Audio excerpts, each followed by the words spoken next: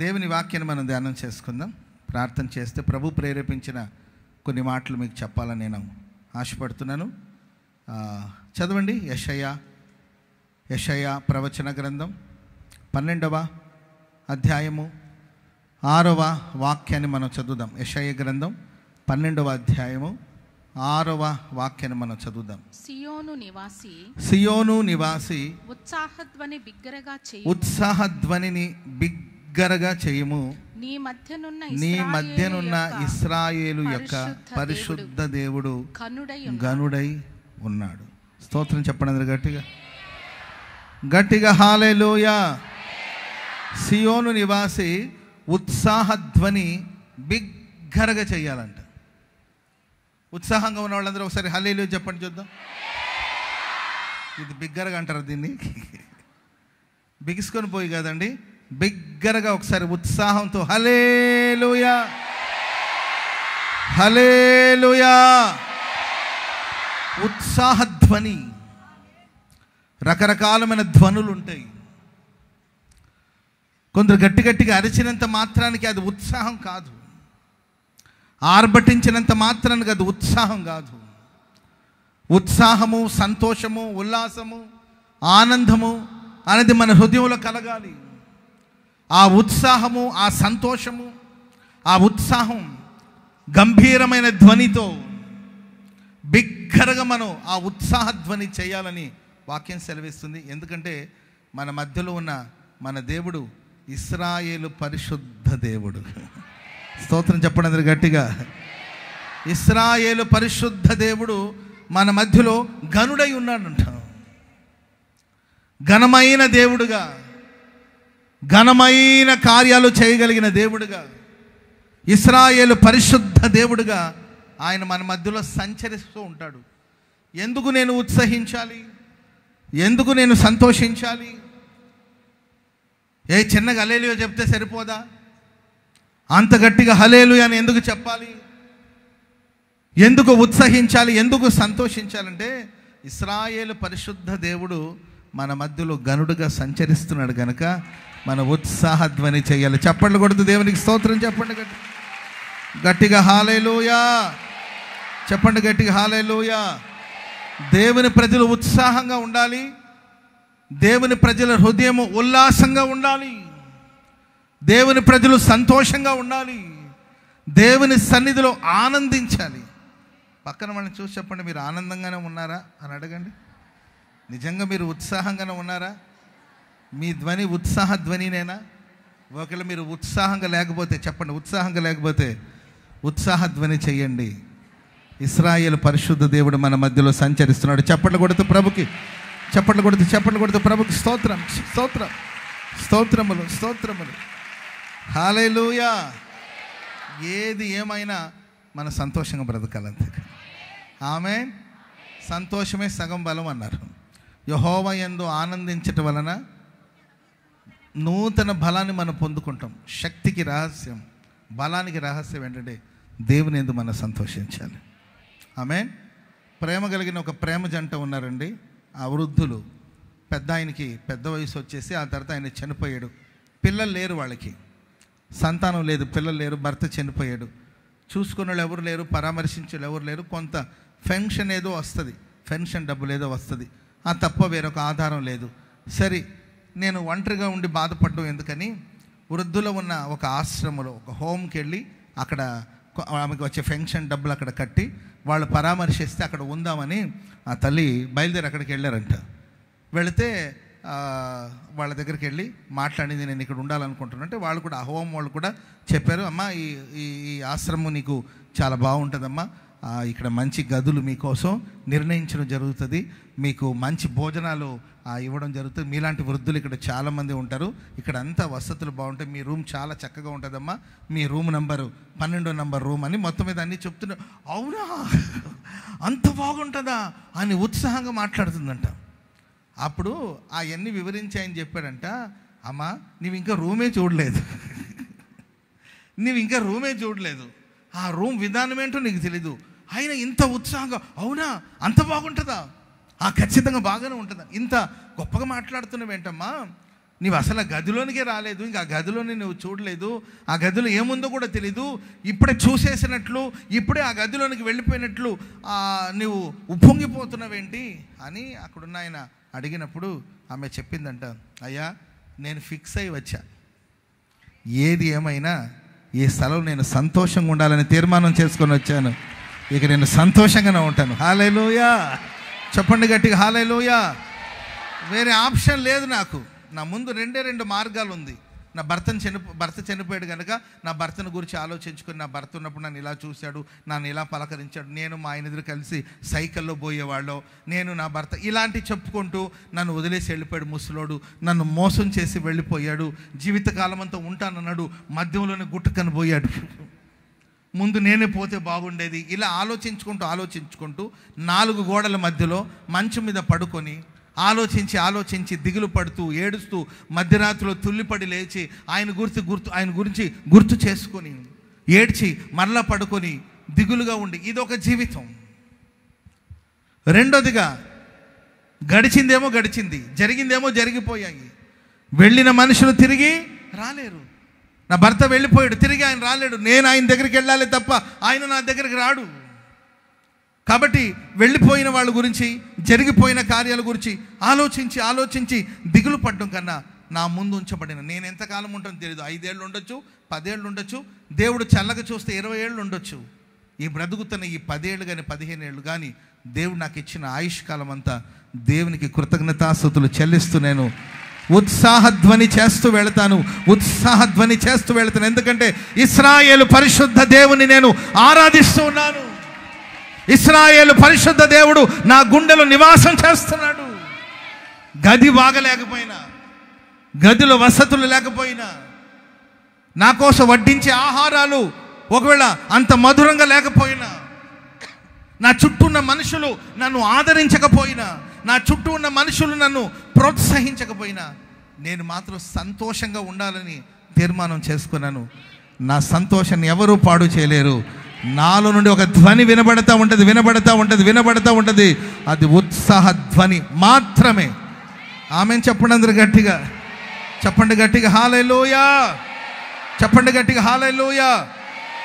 27వ కీర్తన 6వ వచనంలో భక్తుడు దావీదు ఇలా చెప్తాడు. 27వ కీర్తన 6వ వచనం చదవండి. ఇప్పుడు నన్ను చుట్టుకొని ఉన్న నా శత్రువులందరికంటే ఎత్తుగా నా తల ఎత్తబడుతుంది. ఆయన గుడారములలో దేవుని గుడారములో నేను ఉత్సాహధ్వని చేస్తానంతే. నా చుట్టూ ఉన్న శత్రువులు, చాలామంది శత్రువులు నన్ను చుట్టూ ముట్టడి వేస్తున్నారు, వాళ్ళందరికన్నా నా తల పైకి ఎత్తబడుతుంది. స్తోత్రం చెప్పండి అందరు గట్టిగా. ఆయన గుడారములో ఉండి నేను చేసే పని ఏం తెలుసా? ఉత్సాహధ్వని చేస్తాను. మనం దేవుని గుడారములో ఉన్నాం. Praise the lord. మోషే, నేను గతంలో మీకు రీసెంట్గానే చెప్పాను, ద్వితీయోపదేశకాండం గురించి వర్తమానం చెప్పాను. ఎంతమంది విన్నారు? ద్వితీయోపదేశకాండం గురించి నేను మోషే గారు ద్వితీయోపదేశకాండం ఎందుకు రాశారు అని చెప్పాను. ఎంతమంది గుర్తుంది ద్వితీయోపదేశకాండాన్ని? చేతులు ఎత్తితే సరిపోలేదు, నేను అడుగుతాను, లేచి చెప్పాలి. ఫిక్స్ అయ్యి లేవండి. Praise the lord. ద్వితీయోపదేశకాండాన్ని ఎందుకు రాశాడు మోషే గారు అంటే, ధర్మశాస్త్ర గ్రంథాలన్నీ రాస్తూ వచ్చాడండి. ద్వితీయోపదేశకాండం అనేది యంగ్ జనరేషన్, ఒక క్రొత్త జనరేషన్ కోసం మోషే గారు 2 పర్యాయాలు, ఒక నెల రోజులే బ్రతుకుతాడు, ఇంకా ఆల్మోస్ట్ ఆయుష్కాలం అంతా పూర్తి అయిపోయింది, ఒక నెల రోజు మాత్రమే ఉంటారండి. ఆ నెల రోజులో ద్వితీయోపదేశకాండాన్ని ఆ న్యూ జనరేషన్కి బోధిస్తూ వచ్చాడు. అనేక సంగతులు బోధిస్తూ వచ్చిన మోషే గారు వాళ్ళకి చెప్పిన మాట ఏంటంటే, మీరు తర్వాత చదువుకునే ఆ మాటలన్నీ కూడా ద్వితీయోపదేశకాండం 12వ అధ్యాయము అండ్ 16వ అధ్యాయము అవన్నీ కూడా మీరు చదవండి. దాంట్లో ఎక్కువగా మీరు కనాను దేశంలోనికి వెళ్ళిన తర్వాత, కనానులో మీరు ప్రవేశించిన తర్వాత, అక్కడ షిలోహులో గుడారం వేయబడుతుంది. షిలోహులో గుడారాన్ని, దేవుని గుడారాన్ని, ఇశ్రాయేల్ దేశంలో దేవుని గుడారం మొట్టమొదటిగా ఎక్కడ నిర్మించారంటే షిలోహులో ఆ గుడారాన్ని, దేవుని గుడారాన్ని నిర్మించారు. ఆ షిలోహులోనే ఏలి సేవ చేశాడు. అక్కడే సమూయేలుకి దేవుడు దైవ దర్శనం ఇచ్చాడు. అక్కడే హన్నా ప్రార్థన దేవుడు ఆలకించాడు. స్తోత్రం చెప్పండి గట్టిగా. ఆ గుడారానికి ఇశ్రాయేల్ సర్వ సమాజానికి చెప్పింది ఏంటంటే, మీరు దేవుని సన్నిధికి వెళ్ళి అక్కడ అన్నపానాలు పుచ్చుకొని మీరు, మీ కుటుంబం, మీ పిల్లలు, మీ దాసదాసులు, మీ పనివాళ్ళు, పరదేశులు అందరూ కలిసి దేవుని సన్నిధిలో సంతోషించండి. ఆమేన్ చెప్పండి అందరు గట్టిగా. సంతోషించండి. ఇశ్రాయేలు ప్రజలు ఐగుప్తులో సంతోషంగా లేరు, ఎందుకంటే బానిసత్వం. ఇశ్రాయేలు ప్రజలు అరణ్యములో సంతోషంగా లేరు, మన్నాను తింటున్నా సంతోషంగా లేరు, బండల నుండి నీళ్లు తాగిన సంతోషంగా లేరు. సంతోషంగా ఉండడం వాళ్ళకి చేత కాదు, సంతోషంగా బ్రతకడం వాళ్ళ వల్ల కాదు. ఎందుకంటే బానిసత్వానికి అలవాటు పడి దాంట్లో నుండి వాళ్ళు వెలుపలికి రాలేకపోయారు. భౌతికంగా వాళ్ళు ఐగుప్తును విడిచి వచ్చారు, కానీ వాళ్ళ మనస్సు ఐగుప్తులోనే ఉండిపోయింది. ఆ బానిసత్వానికి వాళ్ళు అలవాటు పడిపోయారు, సంతోషించలేకపోయారు. అందుకే మోషే ఆ క్రొత్త జనరేషన్ చెప్తాడు, మీరు కనాన్ దేశాలకు వెళ్ళిన తర్వాత దేవుని మందిరానికి వెళ్ళండి, కుటుంబాలకు వెళ్ళి దేవుని గుడారములు మీరు సంతోషించాలి. చెప్పండి కూడా మొదలు గట్టిగా. ఇంచుమించు ప్రియరా 7 పర్యాయాలు 12, 16 అధ్యాయులు మీరు తర్వాత చదువుకోండి. ద్వితీయోపదేశకాండం 12వ అధ్యాయము 16వ అధ్యాయం చదవండి. ఇంచుమించు ఒక 7 పర్యాయాలు మీరు దేవుని సన్నిధికి వెళ్ళి లేవీలతో కలిసి సంతోషించండి, మీ కుటుంబాలతో కలిసి సంతోషించండి, మీ పని వాళ్ళతో కలిసి సంతోషించండి. దేవుని సెల్లో మనందరూ సంతోషించాలి. ఆమేన్ చెప్పండి అందరూ గట్టిగా. హల్లెలూయా. ప్రేమైన వాళ్ళరా, ఇశ్రాయేలు పరిశుద్ధ దేవుడు మన మధ్యలో సంచరిస్తున్నాడు కనుక మనం ఎల్లప్పుడూ ఉత్సాహధ్వని చేసేవారుగా, సంతోషించేవారుగా, ఆనందించేవారుగా మనం ఉండాలి. Praise the lord. నిజంగా ఒక ఉత్సాహంగా ఉండే మనిషి, లేకపోతే ఆనందంగా బ్రతకాలనే మనిషికి నేను విన్నానండి ఒక చోట, ఆనందంగా సంతోషంగా ఉండాలనుకునే మనిషి అంటండి గడిచిన కాలంలో జరిగిన నష్టాల గురించి, అవమానాల గురించి తలంచడంటండి, వాటిని విడిచిపెట్టేస్తాడు అంతే. Praise the lord. వెనుకున్న వాటిని మరచి ముందున్న వాటి కొరకు వేగిరపడచ్చు, గురి యొద్దకు బహుమానమును పొందవలను గురి యొద్దకు వెళుతున్నాను అంతే. దైవజన పౌలు గారు వెనుకున్న వాటిని, లైఫ్లో వెనక చాలా కార్యాలు ఉన్నాయి, చాలా అవమానాలు ఉన్నాయి, చాలా నిందలు ఉన్నాయి, చాలా సమస్యలు ఉన్నాయి. ఆ సమస్యల్ని, నిందల్ని, ఆపదల్ని, అపాయాల్ని పట్టుకొని కూర్చుండిపోలా. వెనుకున్న వాటిని మరచిపోండి. ఇదిగో నేను ఒక నూతనమైన కార్యాలు చేయబోతున్నాను. పూర్వకాలపు సంగతులు మీరు తలంచుకోవద్దు, గతంలో బ్రతకొద్దు, గతకాలపు చేదైన అనుభవాలు బ్రతకవద్దు. ఆయన సమస్తాన్ని నూతనమైనవిగా చేస్తాడు. హల్లెలూయా. రూతు లైఫ్లో ఎన్నో చేదైన అనుభవం, భర్తను పోగొట్టుకునేది, తన తల్లింటిని పోగొట్టుకునింది, తన దేశాన్ని విడిచిపెట్టింది. నాకే ఎందుకు ఇలా సంభవించింది, ప్రభు నమ్ముకున్నాను కదా, ప్రభుని విశ్వసించాను కదా, నాకే ఎందుకు ఇలా సంభవించాలని కూర్చుంటూ ఆలోచించి ఉండిపోలేదండి. ఆ పాత అనుభవాలన్నీ విడిచిపెట్టి ముందుకు సాగిపోతూ ఉందండి. అందుకని ఆమె జీవితాన్ని దేవుడు మధురంగా ప్రభు మార్చి ఇశ్రాయేలు వంశావళిలో ఆమె పేరు చేర్చబడింది. స్తోత్రం చెప్పండి అందరూ గట్టిగా హల్లెలూయా. కనుక గడిచిన కాలంలో జరిగే ప్రతి వారి జీవితంలో ఒక గతం ఉంటుంది, ఒక పాత అనుభవాలు ఉంటుంది. ఏంటి పాత అనుభవాలు ఎన్నో ఉంటాయి. వాటిని మనం విడిచిపెట్టడానికి సిద్ధంగా ఉండాలి, వాటిని మర్చిపోవడానికి సిద్ధంగా ఉండాలి. నేను ప్రభునందు సంతోషించాలి, ప్రభు సన్నిధిలో సంతోషించాలి, దేవుని గుడారములో సంతోషించాలి. దేవుడు నా జీవితంలో చేసిన మేళ్ళన్నిటిని బట్టి నేను సంతోషించాలి. Praise the lord. అండ్ కొంతమంది మనల్ని ప్రియులరా మనల్ని కొందరు నిరాకరిస్తూ ఉంటారు, మనల్ని చిన్న చూపు చూస్తూ ఉంటారు, మనల్ని తక్కువ అంచనా వేస్తుంటారు, మనల్ని చిన్న చూపుతో చూస్తూ ఉంటారు. అవన్నీ మనసులోకి తీసుకోకూడదండి. ఎవరైనా నేను అవాయిడ్ చేస్తే, నేను దూరంగా పెట్టాలని చూస్తే యేసయ్య గారు అంటారు, వాళ్ళు నిన్ను వెలివేయడం ఏంటి, నీవే వాళ్ళని వెలివేయవన్నారు. ఆమెను చెప్పండి గట్టిగా. Praise the lord. గుడ్డివాడిని దేవుడు బాగు చేస్తే ఆ ఊరోళ్ళందరూ అంటారు, నీకు ఎట్లా వచ్చింది చూపు, నీకు రాకూడదు కదా, అయినా సబ్బాత్ దినం అందు నీవు దృష్టి పొందడం ఏంటి, నీకు చూపునిచ్చింది ఎవరు, నేను బాగు చేసింది ఎవరు, నేను ఊర్లో నుండి వెలివేస్తాము అన్నాను వాళ్ళు అన్నారంట. అందుకే యేసయ్య గారు అంటారు, వాళ్ళు నిన్ను వెలివేయడం ఏంటి, నీవే వాళ్ళని వెలివేయాలంతే. స్తోత్రం చెప్పండి అందరూ గట్టిగా. ఎవడైనా నిన్ను నిరాకరించాడనుకో, నిన్ను చిన్న చూపు చూశాడనుకోండి, పట్టించుకోవచ్చు. అనవసరమైన చెత్త చెదార అవమానాలు ఇవన్నీ కూడా తలలో పెట్టుకొని ఆలోచించి ఆరోగ్యాన్ని పాడు చేసుకోదు, మనసును పాడు చేసుకోదు. ప్రియుడు ఒకటి మాత్రం వాస్తవం, ఇశ్రాయేలు పరిశుద్ధ దేవుడు మన మధ్యలో ఉన్నాడు. ఇశ్రాయేలు పరిశుద్ధ దేవుడు మన మధ్యలో ఉన్నాడు. ఆయన సన్నిధిలో మనం ఉల్లసించాలి, సంతోషించాలి, గంతులు వేసి ఆయన మనం ఆరాధించాలి. ఆయన మన మధ్యలో సంచరిస్తున్నాడు. హల్లెలూయా. చెప్పండి గట్టిగా హల్లెలూయా. సరే, ఇశ్రాయేలు పరిశుద్ధ దేవుని యొక్క ఆ గనుడైన దేవుని యొక్క కార్యాలేంటో ఒక 2-3 మాటలు నేను మీకు వాక్యాన్ని చెప్తూనే ఉంటాను. కలిసి మనం ప్రార్థన చేద్దాం. Praise the lord.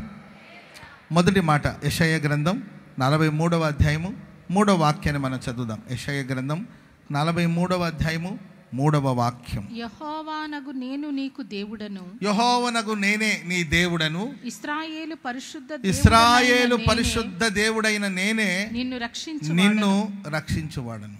చాలు. యెహోవానగు నేనే నీ దేవుడను, ఇశ్రాయేలు పరిశుద్ధ దేవుడైన నేనే నిన్ను రక్షించువాడను. స్తోత్రం చెప్పండి అందరు గట్టిగా. ఇశ్రాయేలు పరిశుద్ధ దేవుడు మనల్ని అందరూ రక్షిస్తాడు. హల్లెలూయా. మేము సేవిస్తున్న మా దేవుడు ఈ మండుచున్న అగ్నిగుండు నుండి మమ్మల్ని రక్షించడానికి సమర్థుడు. స్తోత్రం చెప్పండి అందరు గట్టిగా. యేసు అనగా రక్షకుడు. యేసు అంటే ఏంటండి? యేసు అనే మాటకు అర్థం ఏంటండి? రక్షకుడు. తన పాపం నుండి, శాపం నుండి తన ప్రజల్ని విమోచించడం కొరకే యేసుక్రీస్తు వారు రక్షకుడుగా ఈ లోకానికి వచ్చారు. ఇశ్రాయేలు పరిశుద్ధ దేవుడు నా రక్షకుడు, నీ రక్షకుడు, మనందరి రక్షకుడు. స్తోత్రం చెప్పండి అందరు గట్టిగా. ఆయన మనల్ని రక్షిస్తాడు. పరిశుద్ధ గ్రంథంలో ఒక సందర్భాన్ని చూస్తాం. సమూయేలు మొదటి గ్రంథం 17వ అధ్యాయము 34వ వచనం నుండి చదువుదాం. సమూయేలు మొదటి గ్రంథం 17వ అధ్యాయము 34 నుండి చదవండి. అందుకు దావీదు సౌలుతో ఇట్లా నేను నీ దాసుడైన నేను నా తండ్రి యొక్క గొర్రెలను కాయుచు ఉండగా సింహమును ఎలుగుబంటియు వచ్చి మందలో నుండి ఒక గొర్రెను ఎత్తుకొని పోవచ్చుండగా. మీరు బాగా వినాలి ఇక్కడ. నా తండ్రి యొక్క మందను కాయుచుండగా సింహమును ఎలుగుబంటియు వచ్చి. ఎవరెవరు వచ్చారు? ఒక్కొక్కటిగా వచ్చినాయా లేకపోతే 2 వచ్చినాయా? ఇక్కడ రాయబడిన మాట మనకేం చెప్తుంది? సింహమును ఎలుగుబంటియు వచ్చి మందలో నుండి ఒక గొర్రె పిల్లను ఎత్తుకొని పోవచ్చు ఉండగా. మనం ఏమనుకుంటుంటే ఒకసారి సింహం వచ్చి ఉంటుంది, అప్పుడు సింహం గొర్రెపిల్లని ఎత్తుకెళ్ళింది, ఇంకొకసారి ఎలుగుబంటి వచ్చింది, ఎలుగుబంటి తీసుకెళ్ళింది. కానీ ఇక్కడ చదవబడిన మాటలో సింహము ఎలుగుబంటి 2 ఒకేసారి వచ్చిందంట. సింహము ఎలుగుబంటి 2 వచ్చి అంతమంది ఉన్నప్పుడు సింహం ఒక గొర్రెపిల్లని, ఎలుగుబంటి ఒక గొర్రెపిల్లని తీసుకెళ్ళచ్చు కదా. ఆ 2 వచ్చి ఒకే గొర్రెపిల్లని పట్టుకునిందంట. చదవండి మా. నేను దానిని తరిమి చంపి దాని నోటి నుండి ఆ గొర్రెను విడిపించి తిని అది నా మీదికి రాగా దాని గడ్డమును పట్టుకొని దాన్ని కొట్టి చంపి తిని నీ దాసుడైన నేను ఆ సింహమును ఎలుగుబంటిని చంపి తినే జీవము గల దేవుని సైన్యములను తిరస్కరించిన ఈ సున్నతి లేని ఫిలిస్తీయుడు వాటిలో ఒకదాని వలె అగుననియు సింహము యొక్క బలము నుండి ఎలుగుబంటి యొక్క బలము నుండి నన్ను రక్షించిన యెహోవా. చెప్పండి కూడా అందరు గట్టిగా చెప్పండి గట్టిగా. హల్లెలూయా. మందలోనికి సింహము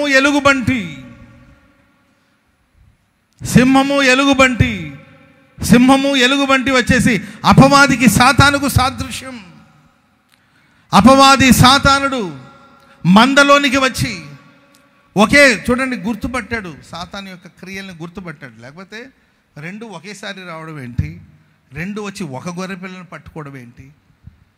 దాని వెనకాల ఉన్న శత్రు యొక్క క్రియను, సాతాను యొక్క క్రియను గుర్తించిన దావీదు ఆ గొర్రె పిల్లను విడిపించుకునే ఆ ప్రక్రియలో అవి ఆ గొర్రె పిల్లను వదిలేసి దావీదు మీదకి వచ్చింది. అప్పుడు దావీదు ఆ సింహము ఆ ఎలుగుబంటి యొక్క గడ్డమును పట్టుకొని కొట్టి దాన్ని చంపాడు. సింహపు బలము నుండి ఎలుగుబంటి బలము నుండి రక్షించిన యెహోవా. స్తోత్రం చెప్పండి అందరు గట్టిగా. మీ ఆత్మీయ జీవితంలో కావచ్చు, మీ కుటుంబ జీవితంలో కావచ్చు, అండ్ సంఘములో కావచ్చు, సింహము ఎలుగుబంటి వచ్చి వాటి యొక్క బలము ద్వారా నీవు బలహీనుడుగా మారాలని ఒకవేళ మీ మీద క్రియ చేస్తుందేమో, వాటి బలం నుండి నా దేవుడు మనల్ని రక్షించడానికి శక్తిమంతుడు, సమర్థుడైన దేవుడు. దావీదు ఏం చేశారు తెలుసండి, దాని గడ్డం పట్టుకొని తన చేతిలో కర్ర ఉన్నట్టుందండి, దుడ్డు కర్ర, దండం ఉన్నట్టుంది. ఆ కర్రను తీసుకొని సింహాన్ని కొట్టాడు, ఎలుగుబంటిని కొట్టాడు. ఆ కర్ర అనేది దేవుని వాక్యానికి సాదృశ్యం. వాక్యంతో సాతాను గాడిని కొట్టాలి. మనం దేంతో కొట్టాలండి సాతాను గాడిని? చెప్పాలి, దేంతో కొట్టాలి? వాక్యంతో చెప్పాలి. వాక్యంతో కొట్టాలంటే ముందు మనకు వాక్యం తెలిసి ఉండాలిగా. Praise the lord. గడ్డం అనేది ఘనతకు సాదృశ్యం. సాతాను గాడి యొక్క ఘనత మీద కొట్టాలి మనం. సాతాను గాడిని ఘనహీనుడిగా మనం చెయ్యాలి. సాతాన్ని మనం ఘనపరుస్తూ కూర్చోకూడదు. దేవునికే మహిమ కలుగునుగాక, సాతానుకు సిగ్గు కలుగునుగాక. దేవునికే జయము కలుగునుగాక, అపవాదికి అపజయం కలుగునుగాక.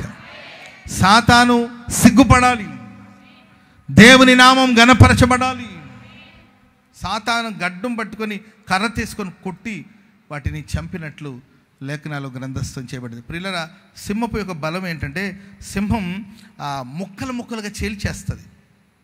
సింహము చేతిలోనికి ఒక గొర్రెపిల్ల కావచ్చు, మనుషులు కావచ్చు దొరికితే ముక్కలు ముక్కలుగా చీల్చడం, చిన్న భిన్నం చేయడం, ఈ అనుభవాలను కూడా సింహంలో మనం చూస్తాం. సాతానుగాడు ఒకరి జీవితంలోనికి, ఒక కుటుంబంలోనికి వస్తే ఆ కుటుంబాన్ని చిన్న భిన్నం చేస్తూ ఉంటాడు. తల్లి జాడ పిల్లకి లేదు, పిల్ల జాడ తల్లికి లేదన్నట్టు కుటుంబాలు ఈరోజు విచ్ఛిన్నమైపోవడం, ఆస్తుల కోసం గొడవలు. మా అన్నయ్య అనే అభిమానం తమ్ముడికి ఉండదు, నా తమ్ముడే కాదు అనే అభిమానం అన్నయ్యకు ఉండదు. ఆస్తుల కోసం, డబ్బుల కోసం. ఒక అన్న చిన్నప్పుడే తల్లిదండ్రులు చనిపోతే అన్న చిన్నప్పుడే పనికి వెళ్ళి వాళ్ళ తమ్ముడిని చదివించి పెద్ద స్థాయికి తీసుకెళ్ళాడు. అన్న పల్లెటూరులో ఉంటాడు. తమ్ముడిని చదివించాలనే ఉద్దేశంతో పాపం ఆయన రెక్కలు ముక్కలయ్యేటట్లు కష్టపడి ప్రయాసపడి బిడ్డల కోసం, ఏంటంటే తన తమ్ముడు కోసం, తన భవిష్యత్తు కోసం, తన చదువు కోసం ఎంతో ప్రయాసపడి అతన్ని చదివించాడు. ఆయన పెద్ద స్థాయికి వచ్చి పెళ్లి చేసుకుని పిల్లల్ని కన్నాడండి. ఆ తర్వాత పల్లెటూరులో ఒక ఇల్లు ఉంటుంది. అరే, మా అన్న మా కోసం ఇంత కష్టపడ్డాడు కదా, నా చదువు కోసం, నా ఫ్యూచర్ కోసం ఇంత ప్రయాసపడ్డాడు కదా, పోతే పోయిందిలే, ఇల్లు ఏముందిలే, ఇప్పుడు నేను సంపాదించుకున్నాను, 10 రూపాయలు సంపాదించుకున్నాను, ఆ ఇల్లుది ఏముందిలే, చిన్న మా పితరుల జ్ఞాపకం కదా అది, అలా ఉండిపోతుంది అనుకోవట్లా. ఆ ఇంటి విషయంలో గొడవలు, ఆ ఇంటి విషయంలో యుద్ధాలు, పోరాటాలు. వాళ్ళ అన్న అంటాడు, ఒరే నీకోసం నేను ఎంత ఖర్చు పెట్టాను, ఎంత ప్రయాసపడ్డాను రా, ఈ ఇంటి కోసం నువ్వు ఇంత పేచీలు పెట్టుకుంటే అవన్నీ చెప్పదు నాకు. ఆస్తి వాటాలు పంచాల్సిందే, నా భాగం నాకు ఇవ్వాల్సిందే. వాళ్ళ అన్న కూడా కోపం వచ్చిందండి. సరే కోర్టుకి వెళ్దామని కోర్టుకి వెళ్ళాడు. అదేండి, కోర్టు చుట్టూ తిరగడం, పోలీస్ స్టేషన్ చుట్టూ తిరగడం, ఏది ఒక స్థలం కోసం. పోనీ తమ్ముడే కదా, తీసుకున్నాడనే ఆ విశాల హృదయం అన్నయ్యకి రావట్లా. నేను పెంచిన పిల్లోడే కదా, నేను పెంచి పెద్ద చేసినోడే కదా, వాడు బాగుండాలని కదా చదివించాను, వాడు బాగుపడతాడు కదా అనే మనసు అన్నయ్యకి లేదు. అరే, మా అన్న నా కోసం ఇంత కష్టపడ్డాడు కదా, పోనీ ఆ ఇంటిది ఏముంది భాగ్యం, దేవుడు నన్ను చల్లగా చూస్తే ఇలాంటి 10 ఇళ్ళు కట్టుకోవచ్చు అనే మనసు ఏంటంటే తమ్ముడికి లేదు. కారణం ఏంటంటే అపవాది ధన వ్యామోహాన్ని నింపడమో, లేకపోతే ఆస్తి మీద వ్యామోహాన్ని కలిగించడమో. దానివల్ల నేటి సమాజంలో ప్రేమైన వారరా, సాతానుగాడు కుటుంబాన్ని చిన్న భిన్నం చేయడం, ఒకరితో ఒకరు పలకకపోవడం, ఒకరితో ఒకరు మాట్లాడకపోవడం, ఒకరి మీద ఒకరు దుమ్మెత్తి పోసుకోవడం. నాకు కుటుంబం తెలుసండి, వాళ్ళు అన్న చెల్లి పలుక్కొని 5 ఏళ్ళు అయిందట. ఎన్నేళ్ళు అయిందండి? ఒకే ఇంట్లో ఉంటారు, అన్న చెల్లి ఇద్దరు ఒకే ఇంట్లో ఉంటారు, ఇద్దరికి పెళ్లి కాలేదు, ఒకే ఇంట్లో ఉన్నారండి. ఇద్దరు ఒకరినొకరు పలుక్కొని 5 ఏళ్ళు అయింది. ఏదైనా కావాలంటే అమ్మ వాడికి చెప్పు అని వాళ్ళ అమ్మకి చెప్తే ఆడేమో దానికి చెప్పని చెప్పడం. ఒక తల్లి కడుపున పుట్టిన వాళ్ళు ఇద్దరే, సరే ఒక 10 మంది ఉన్నారంటే పర్వాలేదండి, ఇద్దరే పిల్లలు వాళ్ళు, అన్నయ్య చెల్లి వాళ్ళిద్దరు పలుక్కొని 5 ఏళ్ళు. వాళ్ళమ్మ ఒకరోజు ఇంటికి వెళ్ళినప్పుడు, అన్న వీళ్ళిద్దరు పలుకోవట్లేదు, ఎన్నాళ్ళ నుండి పలుకోవట్లేదమ్మా అంటే 5 సంవత్సరాలు అయింది. ఏదో చిన్న సమస్య. కారణం ఏంటంటే సాతానుడు కుటుంబాన్ని చిన్న భిన్నం చేస్తూ ఉంటాడు. ప్రేమైన వాళ్ళరా, ఈ ప్రశస్త రాత్రి, ఈ సంపూర్ణ రాత్రి ఉపవాస ప్రార్థనలో ఇశ్రాయేలు పరిశుద్ధ దేవుడు మన మధ్యలో సంచరిస్తూ ఉన్నాడు. చిన్న భిన్నం చేసే సాతాను క్రియలని యేసు నామములో లయమైపోవునుగాక, లయమైపోవునుగాక. ఇశ్రాయేలు పరిశుద్ధ దేవుడు మన కుటుంబాన్ని కట్టునుగాక, మన కుటుంబాన్ని దేవుడు కాపాడునుగాక. హల్లెలూయా. ఎలుగుబంటి ఏం చేస్తుంది తెలుసండి? ఎలుగుబంటి వచ్చి గుండెను చీల్చేస్తుందంట. బైబిల్లో మనం ఒక సందర్భాన్ని చూస్తాం. 2 ఎలుగుబంట్లు వచ్చేసి 42 మంది పిల్లల్ని చంపేసింది. రాజుల గ్రంథంలో ఉంటుంది. 2 ఎలుగుబంట్లు ఏంటంటే వచ్చి 42 మంది పిల్లల్ని చంపేసింది, చీల్చేసిందండి. ఈ ఎలుగుబంటికి ఉన్న అనుభవం ఏంటంటే గుండెను చీల్చేస్తుంది. ప్రస్తుతం చాలామంది జీవితాలు మనం చూస్తున్నాం. కుటుంబాల్లో తల్లిదండ్రులకి ఏంటంటే ఓ పెద్ద వేదనగా మారడం ఏంటంటే పిల్లల విషయాలు. పిల్లల హృదయాన్ని ఎలుగుబంటి సాతానుడు చీల్చివేస్తున్నాడు. పిల్లలకు స్థిరత్వం లేదు, స్థిరమైన మనసు లేదు, నికరంగా ఉండలేకపోతున్నారు, గుండె చెదరిన స్థితిలో ఉంటున్నారు, మానసిక ప్రశాంతత లేదు, బిడ్డల జీవితం శాపంగా మారిపోతుంది. బుద్ధి చెప్పిన ప్రియులరా దాన్ని తెలుసుకొని అనుసరించే అనుభవాలు చాలామంది లేకపోవడం చాలా బాధాకరమైన విషయం. ప్రేమైన వల్లరా, మనం ఆరాధిస్తున్న క్రీస్తు ప్రభులు వారు, ఆయన ఇశ్రాయేలు పరిశుద్ధ దేవుడు. ఆయన నిశ్చయముగా సింహపు బలము నుండి, ఎలుగుబంటి యొక్క బలము నుండి మనల్ని రక్షించునుగాక, రక్షించునుగాక, రక్షించునుగాక. హల్లెలూయా, హల్లెలూయా. చూడండి, యవన పిల్లలు కూడా గమనించుకోవాల్సిన విషయం ఏంటంటే దేవుడు మన కనులెదుట జీవమును మరణాన్ని, ఆశీర్వాదాన్ని శాపాన్ని ఉంచాడు. మన కళ్ళు ముందు జీవం ఉంది, మరణం ఉంది, ఆశీర్వాదం ఉంది, శాపం ఉంది. చూస్ చేసుకోవాల్సింది నీవే, ఎంపిక చేసుకోవాల్సింది నీవే. నేను దేవుని సన్నిధిలో ఉండాలి, నేను పరిశుద్ధంగా ఉండాలి, ఇశ్రాయేలు పరిశుద్ధ దేవుడిని నేను ఆరాధిస్తున్నాను, నా దేవుడు పరిశుద్ధుడైన ప్రకారం నేను కూడా పరిశుద్ధులుగా మేము ఉండాలి అనే తీర్మానం నీవు తీసుకోవాలి. ఒకవైపున ఆశీర్వాదం ఉంది, మరోవైపున శాపం ఉంది. నీవు శాపపు మార్గాన్ని ఎంపిక చేసుకొని వెళ్తానంటే అది నీ ఇష్టం. లేదు, నేను నా ముందు ఉంచబడిన ఆశీర్వాదపు మార్గంలో నడుస్తాను, నేను పాపం చేయను, నేను పరిశుద్ధంగా ఉంటాను, నేను నీతిగా ఉంటానని తీర్మానం చేసుకోవాలి. ఈరోజు యవనస్తుల్ని పరిశుద్ధతలో ఉంచట్లేదు సాతానుడు. మలినమైపోతుంది జీవితం, ఆలోచనలు పాడైపోతుంది. యవనస్తుల ఏంటంటే వాళ్ళ పద్ధతులు, వాళ్ళ ప్రవర్తనలు విపరీతమైన ధోరణిలో కొనసాగించబడుతుంది. తల్లిదండ్రులు కూడా కొన్ని పర్యాయాలు సరి అడ్జస్ట్ అయిపోవాల్సిందే. జనరేషన్ అలా ఉంది. అమ్మ ఏంటమ్మా పిల్లలు ఎలా ఉన్నారంటే ఈ జనరేషన్ అలా ఉంది పాస్టర్ గారండి, ఏం చేయమంటారు? పాపాన్ని గురించిన బోధలు కూడా ఈరోజు దేవుని మందిరంలో లేకపోవడం బాధాకరమైన విషయం. ఇది పాపము, ఇది తప్పు, ఇది పాపం, ఇది అపవిత్రత. యవనస్తులారా, మీరు బలవంతులు, దేవుని వాక్యం మీ యందు నిలిచి ఉన్నది.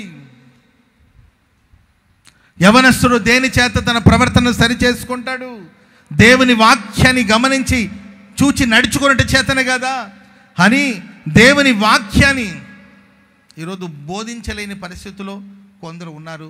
పాపాన్ని గురించిన ప్రస్తావన ఈరోజు, పాపాన్ని గురించిన ఆలోచన ఈరోజు మనుషులకు లేకపోవడం బాధాకరమైన విషయం.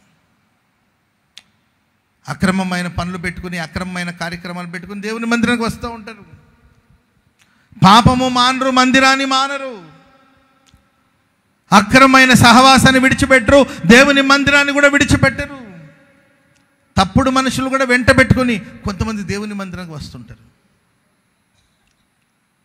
ప్రేమైన వారి కారణం సాతానుడు కుటుంబాలలో ప్రవేశించి కుటుంబాన్ని చిన్న భిన్నం చేయడం, పిల్లల జీవితాన్ని చిన్న భిన్నం చేయడం, ఈ కార్యక్రమాలు చేస్తున్నాడు.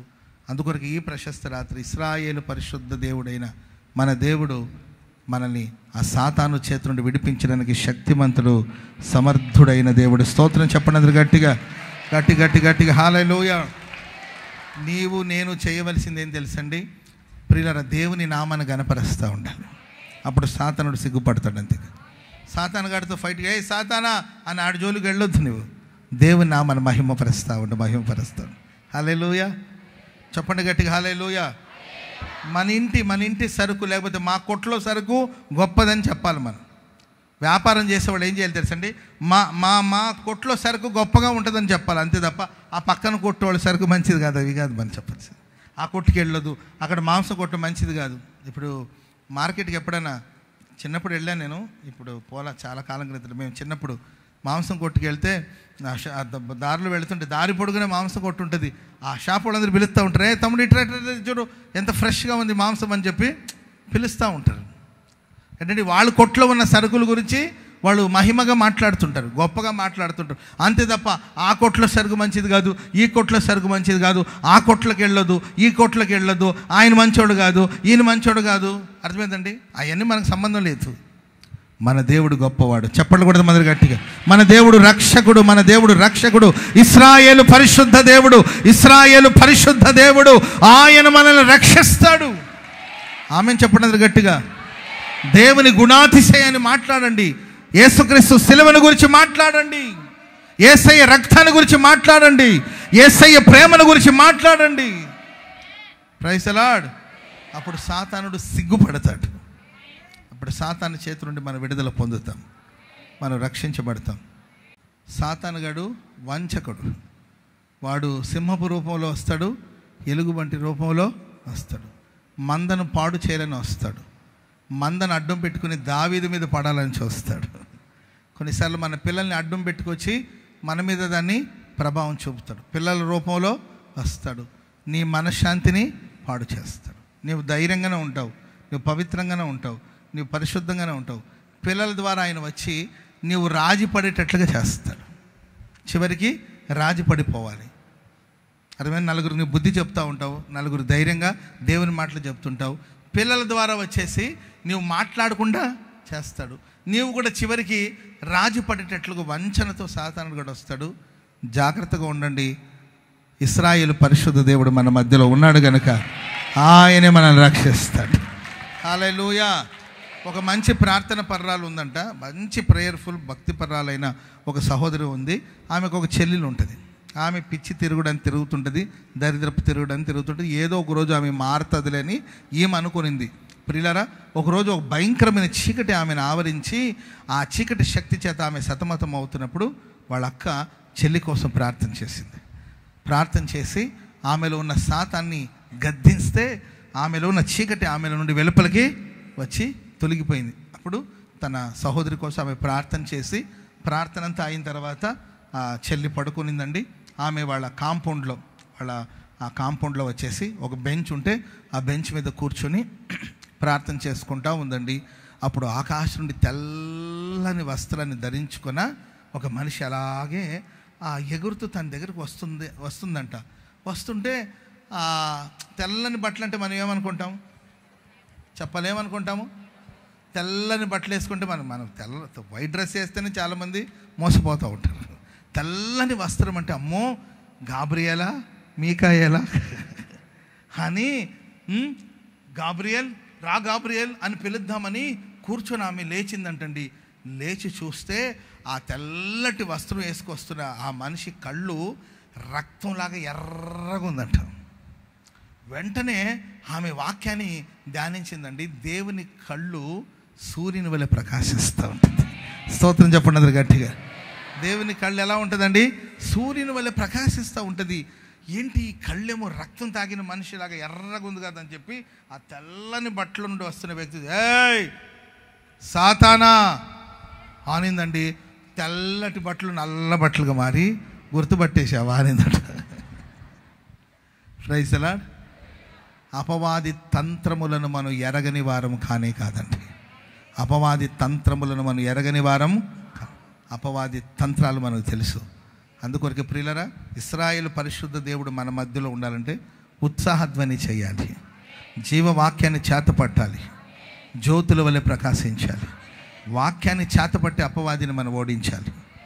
యేసుక్రీస్తు ప్రభుల వారిని సాతానుడు శోధించడానికి సాక్షాత్తు క్రీస్తు ప్రభుల వారిని వంచనలో పడగొట్టాలని చెప్పి వచ్చినప్పుడు దేవుని వాక్యాన్ని చేతపట్టి అపవాదిని ఓడించాడు.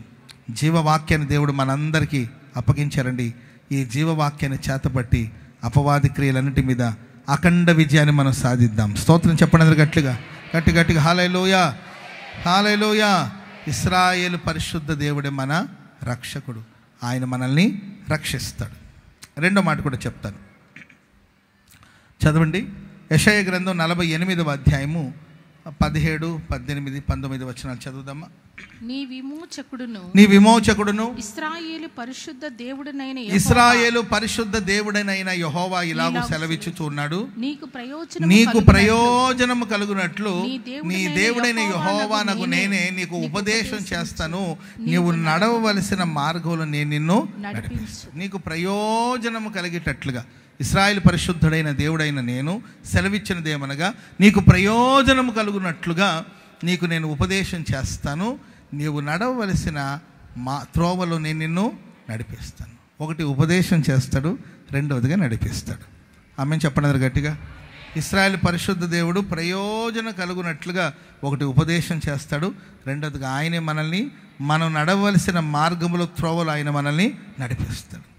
ఆమె హల్లెలూయా. ఉపదేశం. బైబిల్ ధర ఎంతండి? బైబిల్ కాస్ట్ ఎంత? మీ దగ్గర ఉన్న బైబిల్ కాస్ట్ ఎంత చెప్పమ్మా? ఎంతమ్మా మా? అది 1000 రూపాయలమ్మా. అదెంతమ్మా? 500. ఇంకా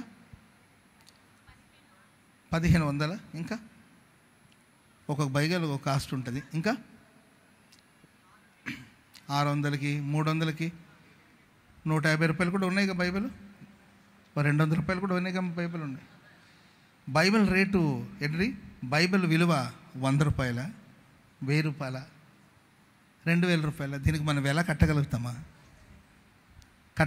దీనికి విలువ కట్టగలుగుతాం మనం ఇచ్చే ఆ 500 కానీ 1000 రూపాయలు కానీ పేపర్ విలువ అండ్ ప్రింటింగ్ విలువ ఏంటండి, దీన్ని బైండింగ్ చేశారు కనుక దాని వెల వచ్చేసి ఏంటండి ఒక 1000 రూపాయలు ఉండొచ్చు. కానీ దానిలో రాయబడిన ఉపదేశం ఉంది కదండి, దానికి మనం వెల కట్టగలుగుతామా? వెల కట్టలేనంత గొప్ప సంపద ఈ పరిశుద్ధ గ్రంథంలో ఉంది. స్తోత్రం చెప్పండి గట్టిగా. హల్లెలూయా హల్లెలూయా. ఇది మనకు ప్రయోజనాన్ని కలిగించే ఉపదేశం. పరిశుద్ధ గ్రంథమైన బైబిల్ మనకు ప్రయోజనాన్ని కలిగించే ఉపదేశం. ఇశ్రాయేలు పరిశుద్ధ దేవుడు మానవ కోటికి, మానవ సంతతికి ప్రయోజనం కలిగించే ఎన్నో శ్రేష్టమైన ఉపదేశాన్ని దేవుడు మనకిచ్చాడు. ప్రియులరా, ఈ వాక్యం మనకు ఉపదేశాన్ని అందించడమే కాకుండా మనం వెళ్ళవలసిన త్రోవలో ఈ వాక్యమే మనల్ని నడిపిస్తుంది. ఆమె చెప్పండి అందరు గట్టిగా.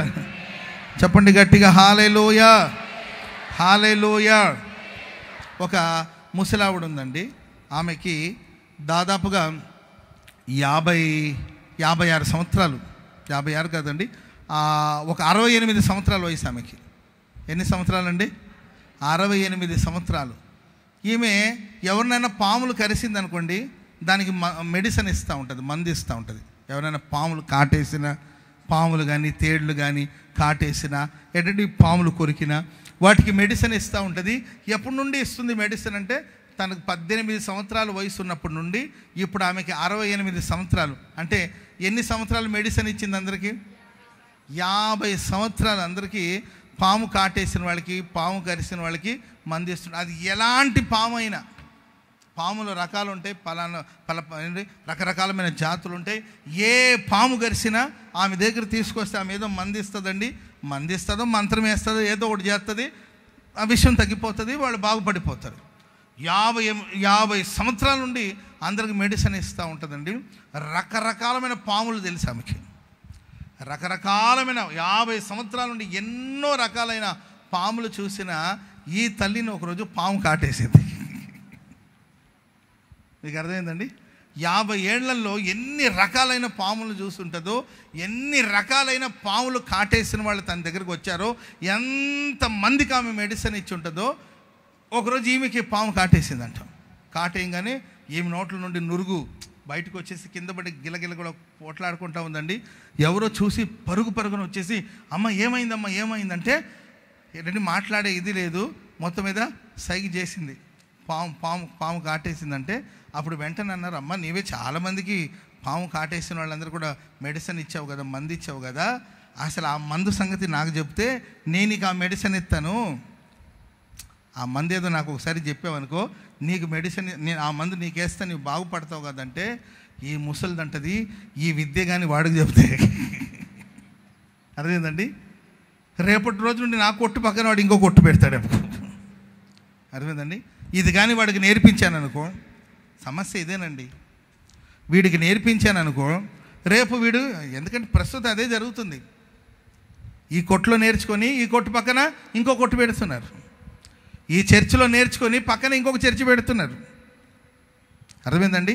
ఇక్కడ నేర్చుకున్న విద్య వెంటనే ఇంకొక పక్కన ఇంకొక కొట్టు పెడుతున్నారు.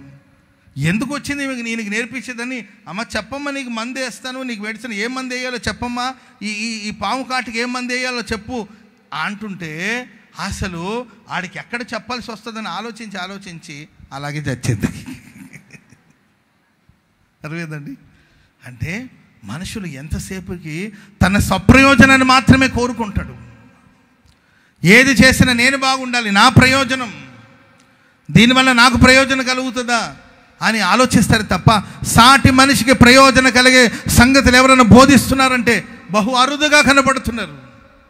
కానీ మన దేవుడు నీకు ప్రయోజనం కలిగినట్లు నా ప్రతి ఉపదేశం నీకు ప్రయోజనాన్ని కలిగిస్తాడు. చెప్పండి కూడా మంది గట్టిగా హల్లెలూయా. నీవు నడవవలసిన మార్గంలో, నీవు నడవవలసిన త్రోవలో నేను నిన్ను నడిపిస్తాను. యేసుక్రీస్తు ప్రభుల వారు భూమి మీద సంచరించినప్పుడు ఆయన చేసిన ఉపదేశం, ఆయన చేసిన బోధ, మత్తయి సువార్త 5, 6, 7 అధ్యాయాలు మీరు చదివి చూడండి. ఎంత శ్రేష్టమైన సంపద, ఎంత శ్రేష్టమైన సంపద. ఆత్మలో దీనులైన వారు ధన్యులు, పరలోక రాజ్యము. పరలోకానికి వెళ్ళాలంటే ఏమై ఉండాలి? మనం ఆత్మలో దీనులై ఉండాలి. పరలోకానికి ప్రవేశించడానికి డబ్బు ఉండాలా, సంపద ఉండాలా, బంధువులు ఉండాలా, పేరు కాదు. ఆత్మలో దీనులైన వారు పరలోక రాజ్యం వారిదే. దుఃఖపడువారు ధన్యులు, వాళ్ళు ఓదార్చబడతారు. దుఃఖించేవాళ్ళు దుఃఖిస్తున్నారా? మీకు ఒక ఓదార్పు ఉంది, అది దేవుని ఓదార్పు. సాత్వికులు ధన్యులు. భూలోకాన్ని స్వతంత్రించుకోవాలంటే ఏంటంటే రక్తపాతంతో కాదు, భూలోకాన్ని స్వతంత్రించుకోవాలి సాత్వికమైన మనసు. యేసు ప్రభువు అన్నాడు, నేను సాత్వికుడను, దీన మనస్సు గలవాడను. ఈరోజు ప్రపంచమంతా దేవుని సొంతమైంది. చెప్పలు కూడా మంది గట్టిగా కత్తిని పట్టుకొని, ఆయుధాలను పట్టుకొని ప్రపంచాన్ని స్వాధీనపరచుకోవాలని ప్రయాణం చేసిన వాళ్ళు ఎందరో పతనం అయిపోయారు. రక్తపాతంతో, కత్తితో మనుషుల శవాల మీద రాజ్యాన్ని స్థాపించి చిరకాలం తమ రాజ్యం ఉండాలని, వాళ్ళ సామ్రాజ్యం ఉండాలని ప్రయత్నించిన వాళ్ళ రాజ్యం పతనం అయిపోయింది. ప్రపంచానంతా ఏలుబడి చేయాలి, పరిపాలించాలని చెప్పి కోపంతో, ఏంటండి రోషంతో, ఉగ్రతతో పోరాడిన వాళ్ళందరి రాజ్యాలు పతనం అయిపోయిందండి. వాళ్ళ పేరు తుడిచిపెట్టబడిపోయింది. వాళ్ళ పేరు, వాళ్ళ ప్రస్తావన తీస్తే వాళ్ళు ఎవరో కూడా నేటి సమాజానికి మేబీ తెలియకపోవచ్చు. కానీ మనం ఆరాధిస్తున్న యేసుక్రీస్తు సాత్వికుడుగా, దీన మనస్సు గలవాడుగా ప్రపంచాన్ని సొంతం చేసుకున్నారు. స్తోత్రం చెప్పండి అందరూ గట్టిగా హల్లెలూయా. అన్ని నామము కన్నా పైనామం యేసయ్యకి ఇవ్వబడిందండి. ప్రతి నోరు ఆయన దేవుడిని ఒప్పుకునేటట్లుగా ప్రభు చేశాడు. ప్రతి మోకాళ్ళు ఆయన ఎదుట వంగేటట్లుగా దేవుడు చేశాడు. స్తోత్రం చెప్పండి అందరూ గట్టిగా హల్లెలూయా. సాత్వికమైన పరిచర్యలు నీది, సూర్యకాంతి. భూమిని ఎవరు స్వతంత్రించుకుంటారండి? సాత్వికమైన మనస్సు ఉన్న వాళ్ళు ఖచ్చితంగా వాళ్ళు ఎక్కడున్నా ఆ ప్రదేశం అంతటిని వాళ్ళు సొంతం చేసుకుంటారు. హల్లెలూయా. యుద్ధాలు చేసి పోట్లాడి కాదు, సాత్వికమైన మనసు. ఇది ప్రభు చేసిన ఉపదేశం. హృదయశుద్ధి గల వారు ధన్యులు, వాళ్ళ దేవుని చూస్తారు. ఆమెను చెప్పండి గట్టిగా. దేవుని చూసే మార్గం ఏదైనా ఉందా? దేవుని అన్వేషిస్తున్నాం, దేవుని చూడాలి. దేవుని చూసేదానికి మార్గం ఏంటంటే హృదయశుద్ధి గల వారు ధన్యులు, వాళ్ళు దేవుని చూస్తారు. సార్, మేము దేవుణ్ణి చూడాలనుకుంటున్నాం, హృదయం శుద్ధిగా ఉన్నారా? మీరు చూడండి ప్రభుని. Praise the lord. మాకే దర్శనం, మాకే దైవ దర్శనం అందరికీ కాదు, దైవ దర్శనం కొందరికే. సేవ కొందరికే, భక్తి కొందరికే. మీరు దూరంగా ఉండాలి, మేము దగ్గరగా ఉండాలి, ఇది మాకు మాత్రమే. దైవ దర్శనం అనేది మాకు మాత్రమే, దైవోక్తి అనేది మాకు మాత్రమే, దైవ ప్రత్యక్ష అనేది మాకు మాత్రమే అనుకొని కొనసాగించబడుతున్న రోజులు ప్రభు చెప్పారు, హృదయ శుద్ధి గలవారు, నీ హృదయం పవిత్రమైనదైతే నీ పేద ధనికన వ్యత్యాసం లేదు, తప్పక ప్రతి వాళ్ళు దేవుని చూస్తారు. చెప్పండి కూడా మొదలు గట్టిగా. ఇది ప్రయోజనకరమైన ఉపదేశం. Praise the lord. ప్రార్థన ఎలా చేయాలి? రహస్యమందు చూచు నీ దేవుడు నీకు ప్రతిఫలం ఇచ్చేటట్లుగా ప్రార్థన చేయాలి. ప్రార్థన చేయి, ప్రార్థన చేయి, ప్రార్థన చేయటం. ఎలా ప్రార్థన చేయాలి? ప్రార్థన చేయాలి, ఎలా చేయాలో ఉపదేశం చేసిన దేవుడు, ప్రార్థన చేసి చూపిన దేవుడు. ఆమె చెప్పండి గట్టిగా. ఉపవాసం ఎలా చేయాలి? ఉపవాసం ఉండండి, ఉపవాసం ఉండండి అని చెప్పడం కాదు, ప్రయోజనం కలిగినట్లుగా ఎలా ఉపవసించాలి. నీవు ఉపవసించేటట్లు, మనుషులు కనబడేటట్లు కాదు. రహస్యమందు చూచి దేవుడు బహిరంగంగా నీకు ప్రతిఫలం ఇచ్చేటట్లు నీవు ఉపవాసం ఉండేటట్లు శుభ్రంగా మొహం కడుక్కొని తలకు నూనె అంటించి నూనె పెట్టి ఏంటంటే రహస్యమందు దేవుడిని ప్రార్థన వింటాడు. Praise the lord. ధర్మకార్యాలు చేసేటప్పుడు ఫోటోలు తీయాలి. ఇచ్చేది 10 రూపాయలు, దానికి 10 ఫోటోలు. ఇచ్చేది 10 రూపాయలు, కుడి చేతిలో ఇచ్చింది ఎడమ చేతికి తెలియకూడదు. అంతే కదండి, దేవుడు ప్రతిఫలం ఇవ్వాలి మనకు. ఆమెను చెప్పండి గట్టిగా. ఇప్పుడు చేసే సహాయం కొంచెం, దానివల్ల వచ్చే పబ్లిసిటీ ఎక్కువ. చేయండి, తప్పలేదు, సహాయం చేయాలి, హెల్ప్ చేయాలి, హెల్పింగ్ నేచర్ ఉండాలి. కానీ కుడి చేతులు ఇచ్చింది ఎడమ చేతికి తెలియకూడదు. కానీ ఈరోజు అక్కడ కూడా తమ ఘనతను వెతుక్కుంటున్నారు. మేము ఇంతమందికి సహాయం చేసాం, అంతమందికి సహాయం చేసాం అంటే ప్రభు చెప్పాడు, మీరు ధర్మకార్యం చేసేటప్పుడు మీరు కుడి చేతులు ఇచ్చింది ఎడమ చేతికి తెలియకూడదు. Praise the lord. అంటే అన్ని సబ్జెక్టు మీరు 5, 6, 7 అధ్యాయాలు చూడండి, శ్రేష్టమైన సంగతులు ఎన్నో ఉన్నాయి. ఆమేన్. డబ్బులు ఎక్కడ దాచాలి చెప్పాలి. డబ్బులు ఎక్కడ దాచాలి? ఏంటండి, మీరు డబ్బులు ఎక్కడ దాచుతున్నారు? బ్యాంకులో. ప్రభు అన్నాడు, భూలోకంలో మీరు ఒకళ్ళ ధనాన్ని ఏంటండి సంపాదించాలని దాచాలనుకుంటే అక్కడ చిమ్మటయు తుప్పును తినివేస్తుంది, దొంగలు అక్కడ కన్నం వేస్తారు. పరలోకమందు మీ ధనాన్ని కూర్చుకోండి. చెప్పండి కూడా అందరు గట్టిగా గట్టిగా. హల్లెలూయా. దేహమునకు దీపం చెప్పాలి. దేహానికి దీపం. నీ కన్ను తేటగా ఉంటే నీ దేహమంతా పరిశుభ్రంగా ఉంటుంది, నీ దేహమంతా పవిత్రంగా ఉంటుంది. నీ కన్ను చెడిపోతే దేహమంతా చెడిపోతుంది. నీ కన్ను చీకటి ఆవరించి వరకు దేహమంతా చీకటిమయంగా మారిపోతుంది. Praise the lord. చెప్పండి గట్టిగా హల్లెలూయా.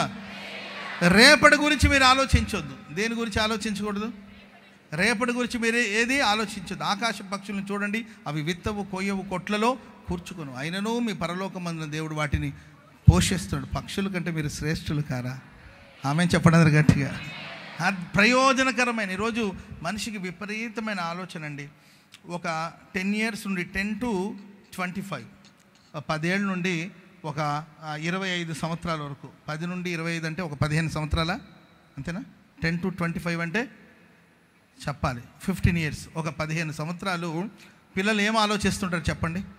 10 నుండి 25 సంవత్సరాల వయసు వరకు పిల్లలు, అది యంగ్ ఏజ్ లేకపోతే టీనేజ్, యంగేజ్ అంతా దాంట్లోనే వస్తుంది. మరి ఈ ఏజ్లో పిల్లలు ఏం ఆలోచిస్తారు చెప్పండి? చెప్పండి, ఏదో ఒకటి చెప్పండి అన్నా. ఎంజాయ్మెంటా? ఫ్యూచరా? Yes correct. ఏంటండి ఫ్యూచర్ గురించి ఏది 10 years నుండి 25 years వరకు బాగా చదువుకోవాలి, మంచి మార్కులు రావాలి, మంచి జాబ్ రావాలి. నా 25 years తర్వాత 25 సంవత్సరాల తర్వాత పెళ్లి చేసుకొని ఒక 2 పిల్లల్ని కానీ పిల్లల్ని మంచి స్కూల్లో జాయిన్ చేసి ఆ స్కూల్లో స్విమ్మింగ్ పూల్ ఉండాలి, ఆ స్కూల్లో అలా ఉండాలి, ఇలా ఉండాలి అని ఏది వీడు స్విమ్మింగ్ పూల్లో తిరుగుతూ ఏంటండి ఫ్యూచర్ గురించి ఆలోచిస్తూ ఉంటాడు. ఏంటండి 25 years నుండి ఒక 25 years నుండి ఒక 40 years వరకు, 40 ఏళ్ళ వరకు నేను ఎలా ఉండాలి, ఇలా వివాహం చేసుకోవాలి, 2 పిల్లలు ఉంటే బాగుంటుంది, నాకు ఒక సొంత ఇల్లు ఉంటే బాగుంటుంది, డబుల్ ఫ్లాట్ ఏంటంటే డబుల్ బెడ్రూమ్ ఉండే ఒక ఫ్లాట్ ఉంటే బాగుంటుంది అని ఇట్లా ఆలోచిస్తూ ఉంటాడు. ఏది 10 సంవత్సరాల నుండి 25 సంవత్సరాల వరకు ఆలోచిస్తూ ఉంటాడు. 25 నుండి 40 వరకు ఎలా ఉండాలి నా ఫ్యూచర్ అని ఆలోచిస్తూ ఉంటాడు. 25 వచ్చిన తర్వాత 25 నుండి 40 ఆ ఏజ్ గ్యాప్లో ఏంటంటే 40 తర్వాత నా లైఫ్ ఎలా ఉంటుందని ఆలోచిస్తాడు. ఇక్కడ ఆలోచనే, అక్కడ ఆలోచనే. అర్థమైందండి. 25 దాటిన తర్వాత 25 వచ్చేసింది, నాకు పెళ్ళి అయింది, 2 పిల్లలు కూడా పుట్టారు, బాగానే ఉంది. 40 ఏళ్ళ తర్వాత పరిస్థితి ఏంటి? 40 ఇయర్స్ లోపల ఫుల్ సెటిల్ అయిపోవాలి, 40 ఇయర్స్కి ఇంత సంపాదించడాలని. ఆ 40 ఇయర్స్ నుండి 60 సంవత్సరాల వయసు వరకు ఏం సంభవించాలో, ఏం జరుగుతుందని ఆ ఫ్యూచర్ గురించి ఆలోచిస్తాడు. ఇక్కడ ఆలోచనే, అక్కడ ఆలోచనే. 60 వచ్చిన తర్వాత ఆలోచించడానికి ఏమీ ఉండదు. ఏదైనా ఉంటే ఎప్పుడు పోతాను, ప్రభు ఎప్పుడు వస్తాడో, నేను ఎప్పుడు పోతాను. కాళ్ళన్నీ ఒకటే లాగుతుంది, మోకాళ్ళు ఒకటే నొప్పి పాస్టర్ గారండి, ఒకటే గ్యాస్ ట్రబుల్ పాస్టర్ గారండి, ఏది తిన్నా అరగట్లేదండి, ఉబ్బిన పొట్ట ఉబ్బినట్టుగానే ఉందండి, తేపిన తేపులు తేపినట్టుగానే ఉంటుంది పాస్టర్ గారండి, రాత్రంతా నిద్ర ఉండట్లేదు పాస్టర్ గారండి. 12కి ఒకసారి మెలకు వచ్చింది, 2ంటికి ఒకసారి ఒక మెలకు వచ్చింది, 3ంటికి ఒకసారి మెలకు వచ్చింది పాస్టర్ గారండి. తెల్లవారుజాము లేచి ప్రార్థన చేయాలని మీరు చెప్తుంటారు కదండి, వయసులో ఉన్నప్పుడంతా నాకు ఆలోచన రాలేదు కదండి, ఇప్పుడు రాత్రంతా ప్రార్థనే పాస్టర్ గారు. అర్థమైందండి. దిగులు, చింత చింత చింత. రేపు ఎలా ఉంటుందో మనకు తెలియదండి. ఈరోజు దేవుడు మనకిచ్చాడు, ఏనాటి కీడు ఆనాటికి చాలు. ఈరోజు మనకి ఇచ్చిన దాన్ని బట్టి మనం ఉత్సహించి సంతోషిస్తాం. చెప్పండి కూడా మరి గట్టిగా గట్టిగా గట్టిగా. హల్లెలూయా, హల్లెలూయా. చెప్పకూడదనండి, చెప్పకూడదు మేబీ. ఏంటండి, ఎంతోమంది ఓల్ నైట్ ప్రేయర్ నుండి వెళ్ళిన తర్వాత ప్రభు సన్నిధికి వెళ్ళిన వాళ్ళు ఉన్నారు. అర్థమైందండి. ఓల్ నైట్ ప్రేయర్ అయిపోగానే ఇక్కడ ప్రేయర్ చూసుకొని ఇంటికి వెళ్ళగానే పాపం ఆమె ప్రభు దగ్గరికి వెళ్ళిన సందర్భాలు, ఆయన కానీ ఆమె కానీ ప్రభు సన్నిధికి వెళ్ళిన సందర్భాలు ఉన్నాయి. చెప్పలేం మనం. Praise the lord. మరణం ఎప్పుడైనా రావచ్చు, ఎలాగైనా రావచ్చు. దానికోసం ఏదో ఒక జబ్బే రావాల్సిన అవసరం లేదు, దానికి ఏదో ఒక వ్యాధి రావాల్సిన అవసరం లేదు, దానికోసం ఏదో సంభవించాల్సిన అవసరం. నేను మొన్న కూడా చెప్పాను, హార్ట్ సర్జన్ అంట ఆయన. ఏ సర్జన్ అండి? హార్ట్ ఆపరేషన్ చేస్తారు అండి. సక్సెస్ఫుల్గా సాగిపోతున్న మంచి డాక్టర్ అయిన, మంచి సర్జన్. హార్ట్ హాస్పిటల్లో, హార్ట్ ఆపరేషన్ చేసే హాస్పిటల్లో ఆయన పనిచేస్తూ ఉంటాడు. ఏంటంటే పెద్ద వయసు ఏం కాదు, ఒక 25-30 సంవత్సరాల లోపలే ఉంటుంది ఆయన వయసు. పెద్ద ఏజ్డ్ కూడా కాదు. ఎంతోమందికి హార్ట్ సర్జన్ కాబట్టి ఎన్నో సర్జరీలు ఆయన చేశారండి.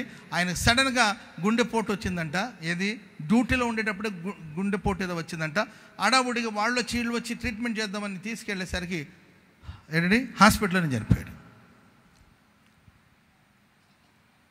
ఎవరికి ఎప్పుడు ఎలా మరణం వస్తుందో తెలియదు. ఈరోజు మనది, ఈరోజు దేవుడు మనకిచ్చాడు, ఈరోజు మనది. స్తోత్రం చెప్పండి అందరు గట్టిగా. హల్లెలూయా.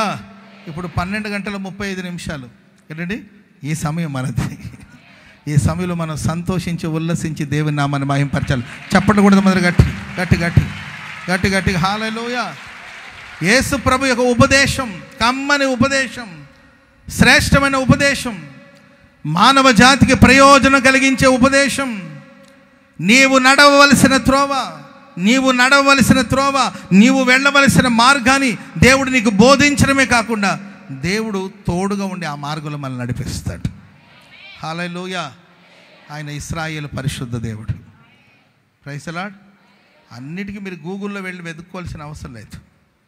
అన్నీ ఇప్పుడు చిన్నదైనా పెద్దైనా గూగుల్లో వెళ్ళి సెర్చ్ చేస్తారు.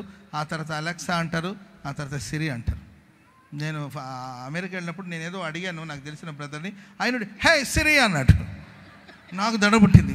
హే సిరి అన్నాడు. ఎవరు లేరు కారులో, ఆయన ఏం తప్ప. హే సిరి అనేసరికి నేను తుల్లిపడలేసి, ఎవరు బ్రదర్ ఏమైంది అన్నాడు. మీరేదో అడిగారు కదా దాన్ని అడుగుతున్నారు. అర్థమైందండి. సిరి అని అనవచ్చు కదండి. హే సిరి అన్నాడు. ఏంటండి, ఓహో, ప్రతిదానికి సిరిని వాళ్ళని అడగడం కాదు, మానవ జాతికి ప్రయోజనం కలిగేటట్లుగా దేవుని వాక్యం, మనం ఆరాధిస్తున్న దేవుడు ప్రయోజనకరమైన ఉపదేశాన్ని మనకు అందించబోతున్నాడు. నడవవలసిన త్రోవల దేవుడు మనల్ని నడిపించబోతున్నాడు. నడవవలసిన త్రోవల దేవుడు మనల్ని నడిపించబోతున్నాడు. సర్వశక్తి గల దేవుడే నిన్ను నడిపించబోతున్నాడు. ప్రభు నిన్ను నడిపించబోతున్నాడు. ఏమి చెయ్యాలో తోచని స్థితిలో నీవు ఉన్నావా? ఇశ్రాయేలు పరిశుద్ధ దేవుడు నీకున్నాడు. ఆయనకు ఉపదేశం చేస్తాడు. ప్రభుత్వంలో కూర్చోండి, ప్రభుత్వంలో కనిపెట్టండి, ప్రభు మాటల కోసం కనిపెట్టండి, వాక్యాన్ని ధ్యానించండి. ఎన్నో సంగతులు, ఎన్నో ఆపదలు, అపాయాలు ప్రభు బోధించే మాటలు నేను ప్రారంభ దినాల్లో ప్రతి చిన్నదానికి తుల్లిపడి లేచేవాడిని, కంగారు పడేవాడిని. ప్రారంభం ఒక 12-13 సంవత్సరాల క్రిందటి విషయాలు చెప్తున్నాను. ప్రతి చిన్నదానికి భయపడేవాడిని, కలవరపడేవాడిని, ఏడ్చేవాడిని. ప్రతి చిన్న సమస్యలకు బిగుసుకుపోయేవాడిని, బయటికి వచ్చేవాడిని కాదు. అన్నపానాలు మానేసేవాడిని, అన్నం తినేవాడిని కాదు. ఏ చిన్న సేవలో ఏ చిన్న సమస్య వచ్చినా అధైర్యపడిపోయేవాడిని, భయపడిపోయేవాడిని. గదిలో కూర్చొని ఒక్కడిని ఏడుస్తూ ఉండేవాడిని, రోజుల తరబడి ఏడుస్తూ ఉండేవాడిని. అన్నం తినేవాడిని కాదు. అప్పుడు నాతో ఉన్న సేవకులన్నా, ఎందుకన్నా మీరు అలా ఆలోచిస్తున్నారు, అంత మంచి జరుగుతుంది, భోంచేయండి అని చెప్పి వచ్చి భోజనం తెచ్చిన భోంచేసేవాడిని కాదని అట్లాగే పస్తుండిపోయిన, ఉపవాస ప్రార్థన కాదు, పస్తుండిపోయేవాడిని, అధైర్యపడిపోతుండేవాడిని. ఏం అర్థమయ్యేది కాదు, అయోమయంగా ఉండేది పరిస్థితి, గందరగోళానికి లోనవుతున్న ఆ రోజులో ఒకరోజు నేను వాక్యం చదువుతుంటే ప్రభు నాకు ఒక చక్కని మాట గుర్తు చేశాడు. అదేంటంటే, నీ శత్రువులందరినీ నీ పాదానికి నేను పాదపీఠముగా చేయేంత వరకు నీవు నా దగ్గర కూర్చోవాలని ప్రభు చెప్పాడు. స్తోత్రం చెప్పడం గట్టిగా. హల్లెలూయా. నీవు కేవలం కూర్చో, నీవు కూర్చో. నీ శత్రువులు అంటే ఎవరో మనుషులని కాదు, మనకున్న పోరాటాలు, మనకున్న సమస్యలు, మనకున్న నిందలు, మనకున్న అవమానాలు, అవన్నీ కూడా ఒకరోజు మన పాదానికి పాదపీఠముగా ప్రభు చేస్తాడు. హల్లెలూయా. కానీ నీవు నేనేం చేయాలంటే ఆయన పాదాల దగ్గర కూర్చోవాలి. మనం ఎక్కడ కూర్చోవాలండి? పాదాల దగ్గర కూర్చొని, జస్ట్ కూర్చొని ఊరక నిలిచి ఉండి చూడండి. యెహోవా కలుగు చేయు రక్షణను మీరు ఊరక నిలబడి ఉండి చూడండి. ఆయనే రక్షిస్తాడు. ఊరక ఉండి మీరు బలం పొందుకోండి. నేను నమ్మే సిద్ధాంతం ఏంటంటే, మనం చేయగలిగింది కొన్ని ఉంటుంది, మనం చేయలేనిది కొన్ని ఉంటాయి. చేయగలిగిందే మనం చేస్తాం, చేయలేని వాటిని ప్రభుకి అప్పగిస్తాం, అంతే. ఆమెను చెప్పడం గట్టిగా. హల్లెలూయా. మనకు అర్థమయ్యే కొన్ని ఉంటాయి, మనకు అర్థం కాని కొన్ని కార్యాలు ఉంటాయి. నువ్వు చేయగలిగిన వర్క్ కొన్ని ఉంటాయి, చేస్తావు. నీకు అర్థం కాని కార్యాలు ఉంటాయి. మీ పై అధికారి ఒక ఆయన ఉంటాడు, ఆయన దగ్గర సార్ ఇది నాకు అర్థం కాలేదు అంటే ఆయన వివరించడమో లేకపోతే ఆయన చేయడమో జరుగుతుంది, అంతే. మనకు రాని దాని గురించి, మనకు తెలియని దాని గురించి మనం ఎందుకు తలబెట్టి గందరగోళానికి లోనవ్వడం ఎందుకు? ఆ రోజు నేను తీర్మానం చేసుకున్నాండి, జీవితంలో ఎన్ని ఆపదలు వచ్చినా ప్రభు పాదాల దగ్గర కూర్చోవడం నేను నేర్చుకున్నాను. Praise the lord. ఎన్నెన్నో పోరాటాలు వస్తున్నాయి, ఎన్నెన్నో ఆపదలు వస్తున్నాయి, అవమానాలు వస్తున్నాయి, కష్టాలు వస్తున్నాయి, శ్రమలు వస్తున్నాయి, నిందలు వస్తున్నాయి. ఎన్ని వచ్చినా కూడా ఇప్పుడు నేను ఒకటే నేర్చుకున్నానండి, ప్రభు పాదాల దగ్గర కూర్చుంటాను, ఆయనే చూసుకుంటాడు, అంతే. Praise the lord. హల్లెలూయా. ఉపవాస ప్రార్థన అప్పుడు మాత్రమే నేను ఉపవాసం ఉంటాను. అలిగి అన్నం మానడం, బాధపడి అన్నం తినకుండా మానడం చేయనండి. అది అర్ధరాత్రి అయినా కానీ లేచి అన్నం తినే పడుకుంటాను. Praise the lord. అది అర్ధరాత్రి వేళైనా సరే, ఈ రాత్రి ఎందుకు నేను అనుకోను, అర్ధరాత్రి లేచి అన్నం తిని ప్రార్థన చేసుకుని పడుకుంటాను. ఏంటండి, కుంభాలు తినకపోయినా కొంచెమైనా తిని ప్రశాంతంగా పడుకుంటాను. ఎందుకంటే ప్రభు చూసుకుంటాడు, అంతే. స్తోత్రం చెప్పడం గట్టిగా. నన్ను ఇలా మార్చింది ఎవరు తెలుసండి? దేవుని వాక్యం. నన్ను మార్చింది ఎవరు తెలుసండి? దేవుడు. నాకు ఈ ఉపదేశాన్ని అందించింది ఎవరు తెలుసండి? దేవుడు. ఈ త్రోవలో నన్ను నడిపిస్తుండేది ఎవరు తెలుసండి? దేవుడు. Praise the lord. ఇశ్రాయేలు పరిశుద్ధ దేవుడికి ఉపదేశం చేయబోతున్నాడు. ఆయన కూడా నీ ప్రయోజనం కొరకు ఆయన ప్రభు బోధిస్తాడు. కనిపెట్టండి, ప్రభుత్వంలో ప్రార్థన చేసుకోండి. ప్రభు చక్కగా మనకు వివరిస్తాడు. దేవుడు వాక్యం ద్వారా దేవుడు వివరిస్తాడు, దర్శనాల ద్వారా దేవుడు వివరిస్తాడు, స్వప్నముల ద్వారా దేవుడు వివరిస్తాడు. దైవ సేవకుల వాళ్ళు బోధిస్తుండగా ఆ బోధ ద్వారా దేవుడు మనకు ప్రయోజనం కలిగించే సంగతులు చెప్తాడు. ఆమె ఆ తర్వాత దేవుడు మనల్ని నడిపిస్తాడు. ఇంకొక మాట చెప్తా. Praise the lord. చదవండి యెషయా గ్రంథం 41వ అధ్యాయము 17వ వచనం. యెషయా గ్రంథం 41:17. దీన దరిద్రులు నీళ్లను వెదుకుచు ఉన్నారు, నీళ్లు దొరకక వారి నాలుక దప్పిక చేత ఎండిపోవచ్చు ఉన్నది. యెహోవానను నేను వారికి ఉత్తరమిస్తున్నాను. ఇశ్రాయేలు దేవుడైన నేను వారిని ఏమాత్రం విడనాడను. స్తోత్రం చెప్పండి అందరు గట్టిగా.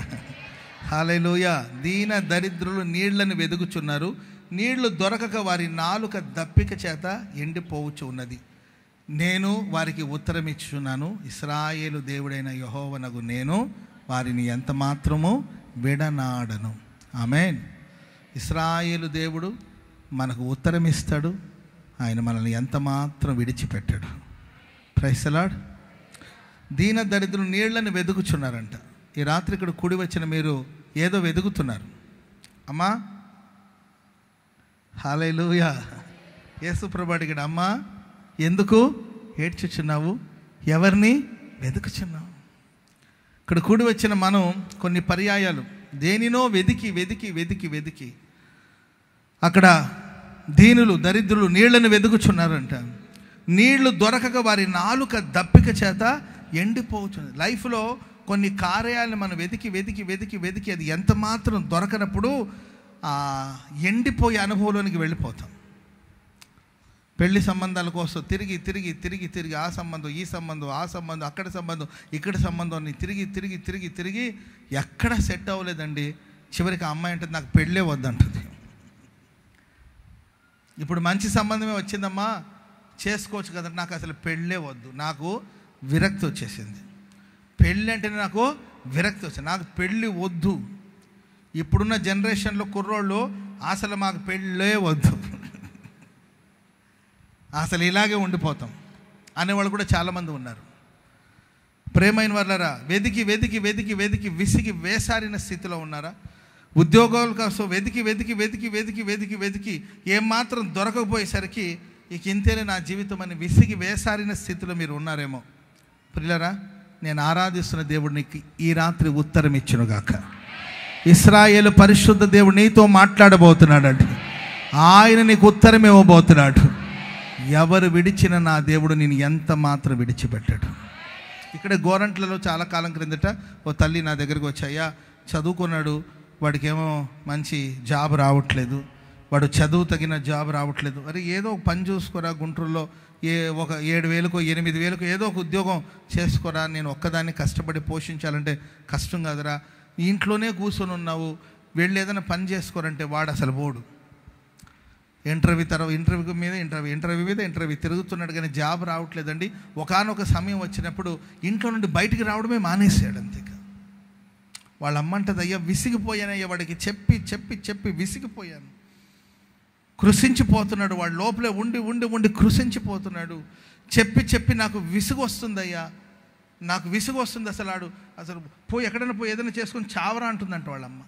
నువ్వు పోయి చావరా, నీ వల్ల నాకు నెమ్మది లేదు అని అంటే అప్పుడు నేను అమ్మ కదా అలా అనకూడదు, ఎంత విసుగు వచ్చినా ఆ మాట నీవు అనకూడదమ్మా అని చెప్పడం జరిగింది. ఆ తర్వాత ఒకసారి తీసుకొచ్చి ప్రార్థన కూడా చేయించుకుని వెళ్ళిందండి. ఆశ్చర్యకరుడైన దేవుడు ఉత్తరం ఇచ్చాడండి, దేవుడు సమాధానం ఇచ్చాడండి. ఒకానొక సమయంలో తల్లి కూడా విడిచిపెడతాననింది కానీ దేవుడు విడిచిపెట్టలేదు. ఆ బాబుకి మంచిగా ఏంటండి సాఫ్ట్వేర్ చేశారు కాబట్టి మంచి జాబ్ ఏదో వచ్చిందంట హైదరాబాద్లో. ఏంటండి నెలకు ₹1,00,000 జీతం, 7,000 8,000కో చూసుకోరా అనింది వాళ్ళమ్మ. ₹1,00,000 జీతం వచ్చే ఉద్యోగంలో చేరాడు ఆయన. స్తోత్రం చెప్పండి అందరు గట్టిగా. ఆ తల్లి స్వీట్స్ అంతా తీసుకొచ్చి ఎంత సంతోషంగా చెప్తుంది, అయ్యా పోయి సావురా అన్నాను ఒకరోజు, దేవుడు మరణానికి నా కుమారుని అప్పగించలేదు, మరణం నుండి జీవానికి దాటించడమే కాకుండా నా కుటుంబానికి దేవుడు ఉత్తరం ఇచ్చాడు, నా కుటుంబాన్ని దేవుడు ఏమాత్రం విడిచిపెట్టలేదు. స్తోత్రం చెప్పండి అందరు గట్టిగా. ఇశ్రాయేలు పరిశుద్ధ దేవుడు మన మధ్యలో సంచరిస్తూ ఉన్నాడు. ప్రియులారా, తప్పక దేవుడు మనకు ఉత్తరం ఇస్తాడు. ఎవరు విడిచినా ఎవరు మరిచినా నా అనేవాళ్ళు, నీవు నమ్ముకున్న వాళ్ళు, నీవు ఆధారపడిన వాళ్ళు ఒకవేళ నేను విడిచిపెట్టొచ్చేమో కానీ మనం ఆరాధిస్తున్న దేవుడు మనల్ని ఎన్నడు విడవడు, ఎడబాయడు. ఈ ప్రశస్త రాత్రి ప్రయత్నించి ప్రయత్నించి ప్రయత్నించి ప్రయత్నించి అలసిపోయావా? నేను చెప్తున్నానండి, దేవుని వాక్యాన్ని బట్టి మరొకసారి ప్రయత్నించండి. ఈసారి నా దేవుడు మహిమ కలిగిన కార్యాల ప్రభు మీ జీవితంలో చేయబోతున్నాడు. నా దేవుడు నీకు ఉత్తరం ఇవ్వబోతూ ఉన్నాడు. నా దేవుడు ఉత్తరం ఇవ్వబోతున్నాడు. నా దేవుడు నీ ప్రార్థన ఆలకించబోతున్నాడు. సొమ్మసిల్లిన నీకు దేవుడు బలం ఇవ్వబోతున్నాడు. నీ జీవితంలో ఘనమైన గొప్ప కార్యాలు ప్రభు చేయబోతున్నాడు. ఇంకొకసారి ప్రయత్నించు. ఇది ఆఖరి ప్రయత్నం అనుకుని ఇంకొకసారి ప్రయత్నించు. ప్రభు ఘనమైన కార్యాలు చేస్తాడు. ఏంటంటే వెతికి వెతికి వెతికి వెతికి నీళ్ల కోసం వెతికి వెతికి వేసారిపోయారు. వారి నాలుక దప్పిక చేత ఎండిపోతుందంట. ఆ సమయంలో దేవుడు అంటే, నేను ఇశ్రాయేలు పరిశుద్ధ దేవుణ్ణి, నేనే వారికి ఉత్తరం ఇస్తాను, వారు నేను ఎంత మాత్రము విడనాడు. ఎవరు విడిచిన మన దేవుడు విడిచిపెట్టిన దేవుడు. ఎందరో పిల్లల్ని కని చెత్త కుండిలో విసిరి వెళ్ళిపోతున్నారండి. ఎందరో తల్లులు పుట్టిన చంటి బిడ్డను తీసుకెళ్ళి చెత్త కుండీలో విసిరి వెళ్ళిపోతున్నారు. ఇదే గుంటూరులో ఒక తెల్లవారుజాము ఉదయకాలం మున్సిపాలిటీ వాళ్ళు ఊడుస్తుంది. ఇదే గుంటూరులో, నేను ఎక్కడో విదేశాల్లో జరిగే సంగతులు చెప్పు, ఇదే గుంటూరులో మున్సిపాలిటీ వాళ్ళు మార్నింగ్ చెత్త ఊడుస్తూ ఉంటే కుక్కలు వెళ్ళి ఒక పేపర్ని ఏంటండి ఒక పేపర్ని లాగుతూ ఉందంటండి. ఏం జరుగుతుందని చూస్తే ప్రియులరా, ఒక పేపర్లో ఒక చంటి బిడ్డను చుట్టి ఆ చెత్త కుండీలో పడేసి వెళితే ఏంటండి ఆ కుక్కలు ఆ పేపర్ని అంతా చింపి ఆ బిడ్డను కూడా ఏంటంటే నోటితో కరుచుకొని వెళుతుంటే అడావుడిగా అక్కడ పనిచేసేవాళ్ళు పరిగెత్తుకుంటూ వెళ్ళి ఆ కుక్కను తోలితే ఏంటి దేహం అంతా గాయాలైపోయిన ఓ చంటి బిడ్డ. పిల్లలు లేరని కొందరు బాధపడుతుంటే ఏంటండి పుట్టిన చంటి బిడ్డ. మరి ఆమె సమస్య ఏంటో మనకు తెలీదు, ఏ కారణాలతో మరి ఆ బిడ్డను అలా విసిరేసి వెళ్ళిందో తెలియదండి. చచ్చిన బిడ్డ కాదండి, బ్రతికిన శిశువుని ఓ పేపర్తో చుట్టి చెత్తకుండీలో విసిరేసి వెళ్ళిపోయింది. మనుషులు విడిచిపెట్టేస్తారు, మనుషులు మర్చిపోతారు. తమిళనాడులో ఏంటండి ఒక తల్లి చంటి బిడ్డను తీసుకుని వాషింగ్ మిషన్లో వేసేసి ఏంటండి మూత పెట్టేసి స్విచ్ ఆన్ చేసేసి. మానవత్వం, ఒక తల్లి తన బిడ్డ విషయంలో కఠినం చూపిస్తే, అందుకే దేవుడు స్త్రీ తన గర్భాన పుట్టిన చంటి బిడ్డను మరచునా వారైనా మరచుదురు కానీ నేనేను మరోనని ప్రభుత్వం. కొన్నిసారి తల్లి మర్చిపోతుంది, వాళ్ళ సుఖభోగాల కోసం, వాళ్ళ స్వార్థాల కోసం, వాళ్ళ సుఖభోగాల కోసం మానవత్వాన్ని మర్చిపోయి, మంచితనాన్ని మర్చిపోయి, తల్లి అనే సంగతిని మర్చిపోయి, తండ్రి అనే సంగతిని మర్చిపోయి కఠినంగా ప్రవర్తించే లోకంలో ఎందరో ఉన్నారు. ఇశ్రాయేలు పరిశుద్ధ దేవుడు ఆయన మనకు ఉత్తరం ఇస్తాడండి. ఎవ్వరు మనల్ని మరచిన మన దేవుడు మనల్ని మరచిపోడు. యుగ సమాప్తి వరకు సదాకాలమైన మనతో పాటు ఉంటాడు. మనతో పాటు ప్రభు ఉంటాడు, మన పక్షాన ప్రభు ఉంటాడు. పౌలు గారు అంటారు, అందరూ నన్ను విడిచిపోయినా నా దేవుడు నా పక్షాన్ని నిలబడ్డాడు. పౌలు గారికి ఏం తక్కువ అండి? జ్ఞానం లేదా, తెలివి లేదా, చదువు లేదా, డబ్బు లేదా? గమనియేలు పాదాల దగ్గర నేర్చుకున్నారంటే సాధారణమైన మనుషులకు దొరకదు ఆధిక్యత. అంటుంటారు కదా, పెద్ద కాలేజ్ అది, ఆ కాలేజీలో చదవాలంటే మినిమం ఇంత ఫీజు కట్టాలి, ఆ రేంజ్ ఉంటేనే వెళ్ళి చేరుకుంటారు. అట్లా గమనియేలు పాదాల దగ్గర విద్యాభ్యాసం చేశారంటే గొప్ప సంపన్న కుటుంబానికి చెందినవాడు, పెద్ద ఆస్తిపరుడు, సకల విద్యను అభ్యసించినవాడు, గొప్ప జ్ఞాని పౌలు. 14 పత్రికలు రాశాడు, ఎన్నో సంఘాలు స్థాపించాడు. అలాంటి గొప్ప దైవజనుడు ఒకానొక సమయంలో ఒంటరిగా ఉండిపోవలసిన పరిస్థితి వచ్చింది. ఎవ్వరూ అతని పక్షాన నిలబడలేదు. మేలు పొందినవాళ్ళు, ప్రేమను పొందినవాళ్ళు, ఆయన ద్వారా ఉపకారం పొందినవాళ్ళు, ఆయన ద్వారా సువార్తను అందుకున్నవాళ్ళు, ఆయన ద్వారా దేవుని చెంతకు చేర్చబడిన వాళ్ళు, ఆయన ద్వారా స్వస్థత పొందిన వాళ్ళు ఎవరు? ఒంటరి గువ్వనై విలపించు సమయాన ఓదార్చువారే కానరారైరి. ఒంటరి గువ్వనై విలపించు సమయాన ఓదార్చువారే కానరారై. ప్రియులారా, జీవితంలో చాలు, ప్రైజ్ ది లార్డ్. జీవితంలో అందరూ అన్నీ అందరూ ఒక్కొక్క సందర్భాల్లో మనల్ని వదిలేసి వెళ్ళిపోవచ్చు. ఎవరిని మనం ఎవరి మీద తప్పు మనం నేరం మోపలేము, ఎందుకంటే ఎవరి కారణాలు వాళ్ళకు ఉంటుంది. కానీ పౌలు గారు అంటారు, నా దేవుడు నా ప్రక్కన నిలబడ్డాడు. చెప్పండి కూడా అందరూ గట్టిగా, నా దేవుడు నా పక్షాన నిలబడ్డాడు. దేవుడు నా ప్రక్కన నిలబడి నన్ను బలపరిచాడు గనుకనే సింహాల నోటి నుండి నేను తప్పించబడ్డాను. Praise the lord. లేకపోతే సింహపు చేతులు పడిపోయేవాడిని, అపవాది చేతులు పడిపోయేవాడిని, సింహపు చేతులు పడిపోయేవాడు. ఆయన ఆ గుండెను చీల్చేసేవాడు. కానీ నా దేవుడు నా ప్రక్కన నిలబడ్డాడు. Praise the lord. యెహోషువతో దేవుడు అంటాడు, నేను నిన్ను విడువను ఎన్నడూ ముదిమి వచ్చే వరకు మనల్ని ఎత్తుకొనివాడు ప్రభువేనంటే. ఆమెను చెప్పండి అందరూ గట్టిగా. నేను రీసెంట్గా కూడా చెప్పానండి, పెద్ద కోటేశ్వరుడు అండ్ రచయిత, పుస్తకాలు రచిస్తూ ఉంటాడు. కోటేశ్వరుడు, ఆయన పెద్ద కోటేశ్వరుడు. ఒక కుమారుడు ఒక కుమార్తె. ఓ బాబు పాప, పెద్ద కోటేశ్వరుడు, ఎన్నో పుస్తకాలు రాసి ఎంతోమందికి ఇన్స్పిరేషన్ ఇచ్చాడు, ఎంతోమందికి మోటివేషన్ ఇచ్చాడు, ఎన్నో ఉన్నతమైన విషయాలు సమాజానికి చాటి చెప్పిన రచయిత ఆయన. కోట్లు సంపాదించాడు. 2 పిల్లలు. ఆస్తిని పిల్లలకు పనిచేశాడు. ఆస్తిని తీసుకొని పిల్లలు అడ్రస్ లేకుండా పోయారండి. చివరికి అతను ఒక అనాథాశ్రమంలో ఉండవలసిన పరిస్థితి వచ్చింది. తన వృద్ధాప్యం అంతా అనాథాశ్రమంలో ఉన్నాడు. చివరికి ఆ పెద్ద ఆయన చనిపోతే అతని పాతి పెట్టడానికి అందరూ తలాగంత చందాలు వేసుకొని ఆయన పాతి పెట్టారండి. సరి అయిన ఎంతో గొప్ప బ్రతికి ఏంటండి పిల్లల్ని కానీ సరి అయిన రీతిలో ఆ వ్యక్తి పాతి పెట్టబడకపోతే అతనికన్నా గర్భము నుండి పడిపోయిన పిండపు యొక్క గతి మేలని ప్రసంగి చెప్తాడు. ఓ సరి అయిన రీతిలో మనిషి యొక్క ముగింపు, సరి అయిన రీతిలో ఆ వ్యక్తి యొక్క జీవితం ముగించబడకపోతే, పాతి పెట్టబడకపోతే దయనీయమైన పరిస్థితి కాదండి. కోట్లు సంపాదించాడు, కానీ పిల్లలు ఎవరు చివరి సమయంలో వచ్చి వాళ్ళ నాన్ని చివరి చూపు చూసుకొని ఆయన పాతి పెట్టడానికి కూడా ముందుకు రాకపోతే అక్కడ ఉన్న వాళ్ళ తలాకు నీవు ఒక 50 రూపాయలు, నీవు ఒక 50 రూపాయలు, నీవు ఒక 100 రూపాయలు ఇమ్మని చందాలు వేసుకొని ఆ పెద్ద ఆయన్ని పాతి పెట్టారంట. మనుషులు విడిచిపోతారు, మనుషులు మర్చిపోతారు. వాళ్ళు కన్నవాళ్ళైనా సరే, మన కడుపును పుట్టిన వాళ్ళైనా సరే, అది కట్టుకునే భార్య కావచ్చు, లేకపోతే కట్టుకునే భర్త కావచ్చు. ఎవరిని మనం నిందించలేము, ఎవరి కారణాలు వాళ్ళకు ఉండొచ్చు. కానీ మనం ఆరాధిస్తున్న యేసుక్రీస్తు ప్రభుల వారు ముదిమి వచ్చే వరకు మనల్ని ఎత్తుకొనవాడు ఆయన. చెప్పకూడదు మన గట్టిగా హల్లెలూయా, హల్లెలూయా. ప్రియులారా, ఆత్మీయ జీవితంలో అలసిపోయారా? సొమ్మసిల్లిపోయారా? వెతికి వేసారిపోయారా? ఇక జీవితం శూన్యమని, ఇక వ్యర్థమని కృంగిన స్థితిలో మీరు ఉన్నారా?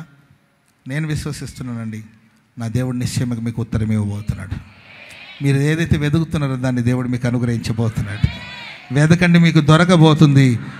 అడగండి, ప్రభు మీకు ఇవ్వబోతున్నాడు.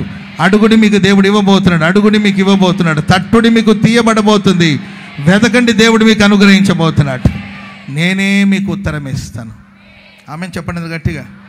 మనుషుల దగ్గర చెప్పు అంటే ఏంటండి?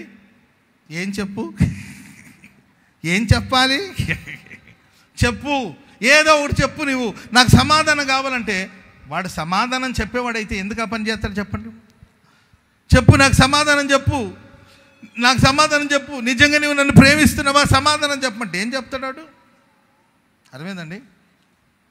నిజంగా నువ్వు నన్ను ప్రేమిస్తున్న సమాధానం చెప్పమంటే సమాధానం చెప్పేవాడైతే నలుగురితో ఎందుకండి సంభాషణలో ఉంటాడు? అర్థమైందండి? అక్కడ అదే క్వశ్చన్. చెప్పు, నువ్వు ఆమెను ప్రేమిస్తున్నావా, నన్ను ప్రేమిస్తున్నావా అంటుంటే ఆడేం చెప్తాడు? ఉత్తరం లేదు వాడి దగ్గర, సమాధానం లేదు వాడి దగ్గర.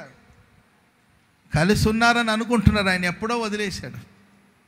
పేరుకు మాత్రమే సమాజానికి భయపడో, లేకపోతే కుటుంబానికి భయపడో, పరువుకు భయపడో, లేకపోతే పిల్లలను మనసులో పెట్టుకొని కలిసి ఉంటున్నారు. ఎప్పుడో 10 ఏళ్ల క్రితమే ఆయన మానసికంగా నీకు దూరం అయిపోయాడు. ఎప్పుడో విడిచిపెట్టాడు. సమాజం దృష్టిలో మాత్రం వీళ్ళు భార్య భర్తలు కలిసి ఉన్నారని సమాజ దృష్టిలో ఎప్పుడో. అందుకే ఆయన దగ్గర చెప్పంటే ఆయన ఏం చెప్పలేడు, ఎందుకంటే ఉత్తరం లేదు ఆయన దగ్గర. కానీ నా దేవుడు అంటాడు, నేను నీకు ఉత్తరం ఇస్తాను. చెప్పట్లు కూడా మొదలు గట్టి, నేను నీకు సమాధానం చెప్తాను. యుగ సమాప్తి వరకు సదాకాలం నేను మీతో కూడా ఉంటాను. క్షణమైనా నేను నిన్ను విడవను. ప్రైజ్ ది లార్డ్, హల్లెలూయా. అలసి సొమ్మసిలిన స్థితిలో మీరు ఉన్నారేమో. ఇంకొక చిన్న ప్రార్థన. Praise the lord. ఇదే ప్రార్థన సంపూర్ణ రాత్రి ఉపవాస ప్రార్థన. Praise the lord. సంపూర్ణ రాత్రి ఉపవాస ప్రార్థన కూడిక. కాబట్టి ఒకవేళ ఒంటరి వాళ్ళు అయిపోయి, తోడు లేక, చుట్టూ మనుషులు ఉండొచ్చు, భర్త ఉండొచ్చు, ఇంటి నిండా పిల్లలు ఉండొచ్చు, బంధువులు ఉండొచ్చు, రక్త సంబంధికులు ఉండొచ్చు, ఫేస్బుక్లో చాలామంది ఫ్రెండ్స్ ఉండొచ్చు, వాట్సాప్ గ్రూప్ ఉండొచ్చు, ఆ గ్రూప్లో 100 మంది ఉండొచ్చు. అర్థమైందండి? ఆ గ్రూప్లో అన్ని విషయాలు మీరు మాట్లాడుకుంటూ ఉండొచ్చు. ఈరోజు నేను బీరకాయ కూర వండాను, నేను సొరకాయ కూర వండాను, ఏంటండి నేను ఈరోజు తాలింపులు పెట్టాను, నేను మాట్లాడుకోవచ్చు. 100 మంది ఉండొచ్చు, 1000 మంది ఉండొచ్చు. కానీ ప్రియులరా, నీ ఒంటరితనంలో, నీ శ్రమలలో, నీ పోరాటాల్లో నీకు తోడుగా ఉండేవాళ్ళు ఎవరైనా ఉన్నారా? నిస్సహాయపు స్థితిలో నిరాశ నిస్పృహలో నిస్సహాయపు స్థితిలోకి వెళ్ళి నువ్వు ఉన్నావేమో చేతులెత్తి ప్రార్థన చేసుకో. ఇశ్రాయేలు పరిశుద్ధ దేవుడు నేనున్నానని ప్రభు వాగ్దానం చేస్తున్నట్టు. ఇంకొక చిన్న మాట చెప్పి ముగిస్తాను. యెషయా గ్రంథం 45వ అధ్యాయం 3వ వచనాన్ని మనం చదువుదాం. యెషయా గ్రంథం 45వ అధ్యాయం 3వ వాక్యం. పేరు పెట్టి నిన్ను పిలిచిన ఇశ్రాయేలు దేవుడని యెహోవానగు నేనే అని నీవు తెలుసుకును. నేనే ఇశ్రాయేలు దేవుడని నీవు తెలుసుకునేటట్లు అంధకార స్థలములలో ఉంచబడిన నిధులను రహస్య స్థలములోని మరుగైన ధనమును నీకు ఇస్తాను. ఇది మనకు బాగా ఇష్టమైన మాట. Praise the lord. హల్లెలూయా. ముగింపుకు వచ్చాం కాబట్టి ఈ మహిమ కలిగిన మాట చెప్పి నేను ముగించేస్తాను. Praise the lord. అంధకార స్థలములలో ఉంచబడిన నిధులు అండ్ రహస్య స్థలములలో మరుగై ఉన్న ధనం. ఒకటి నిధులను ఇస్తాడు, రెండవదిగా మరుగైన ధనమును దేవుడు మనకిస్తాడు. ఇశ్రాయేలు దేవుడు ఇక్కడ కూడి వచ్చిన మనల్ని ఎవరిని ఈ రాత్రి ఒట్టి చేతులతో దేవుడు పంపించాడు. హల్లెలూయా. మీ నిధులను దేవుడు నింపబోతున్నాడండి. హల్లెలూయా. ఎక్కడో అంధకార స్థలంలో ఎప్పటి నుండో దాచబడి ఉంది ఆ నిధులు. ఎవరి చూపు దాని మీద ఇప్పటివరకు పోలేదు, ఎవరి దృష్టి దాని మీద పోలేదు. మీకు అక్కడ ఒక నిధి ఉందనే సంగతి మీకు కూడా తెలియదేమో. ఆ అంధకార స్థలంలో ఆ చీకటి అక్కడ ఆవరించేసినట్టుందండి. ఆ స్థలంలో ఉంచబడింది. ఆ చీకటిని దేవుడు తొలగించబోతున్నాడు. ఆ స్థలం మీద వెలుగు ప్రసరింప చేయబోతున్నాడు. ఆ దాచబడిన నిధులను దేవునికి అనుగ్రహించబోతున్నాడు. హల్లెలూయా. రహస్య స్థలములో ఎవరికి తెలియకుండా రహస్యంగా దాచబడి ఉన్న ధన నిధులు ఉన్నాయండి. ఆ మరుగైన ధన నిధులను దేవుడు నీకు ఇచ్చునుగాక. Praise the lord. దైవజనులు యేసన్ గారు ఒకసారి అప్పుడు లేమలేలో గుడారాల పండుగ జరుగుతుండేది. శారదా కాలనీలో ఆరాధన జరుగుతుండేది. అన్న లేమలేలో ప్రారంభించారు. శారదా కాలనీలో ఆరాధన జరుగుతుంది. మీకు తెలుసు శారదా కాలనీ ప్రార్థన మందిరం ఇప్పుడు మీరు చూసుంటారు. ఇప్పుడు చూస్తే మనకు అనిపిస్తుంది ఈ చోటైనా అంతకాలం ఆరాధన జరిగిందని. అప్పట్లో అది పెద్ద స్థలం. ఇప్పుడు వెళ్ళి చూస్తే మనకు చాలా చిన్న మందిరం శారదా కాలనీలో మనకు ఒక ప్రార్థన మందిరం ఉంటుంది. అక్కడ అన్న పరిచర్య చేస్తూ లేమలలో గుడారాల పండుగ జరుగుతూ ఉండేదంట. అంటే దైవ సేవకులు చెప్పడం, అప్పుడు మేము సేవకు రాలేదు. దైవజనులు ఒకరోజు లేమలకి వెళ్తున్నట్టు శారదా కాలనీ ఏదో ప్రార్థన చేసుకుని లేమలకి వెళ్తూ ఉన్నప్పుడు ఇక్కడ మన చర్చికి ఎదురుగా ఇదంతా ముళ్ళ తుప్పలు, అసలు దారి లేదు. అంత గచ్చ పొదలు, ముళ్ళ తుప్పలు, బలురక్కసి చెట్లతో నిండిపోయిండేది. ఇక్కడ పెద్ద పెద్ద పాములు ఉండే. మేము వచ్చిన క్రొత్తలో పెద్ద పెద్ద పాములు. అర్థమైందండి? ఎన్ని పాములు చంపుంటామో ఇక్కడ. పెద్ద పెద్ద పాములు. సాయంత్రం చీకటి పడిపోతే ఇటువైపు ఎవరు వచ్చేవాళ్ళు కాదు. గోరంట్లకి ఇక్కడికి పెద్ద డిస్టెన్స్ ఏం కాదు, దగ్గర. కానీ ఒకప్పుడు గోరంట్లకి ఏదో కొన్ని కిలోమీటర్లు ఉన్నంత అట్టు అనిపించేది. ముళ్ళ పొదలు, గచ్చ పొదలు. ఎందుకు బండి ఇక్కడ ఆపారంట.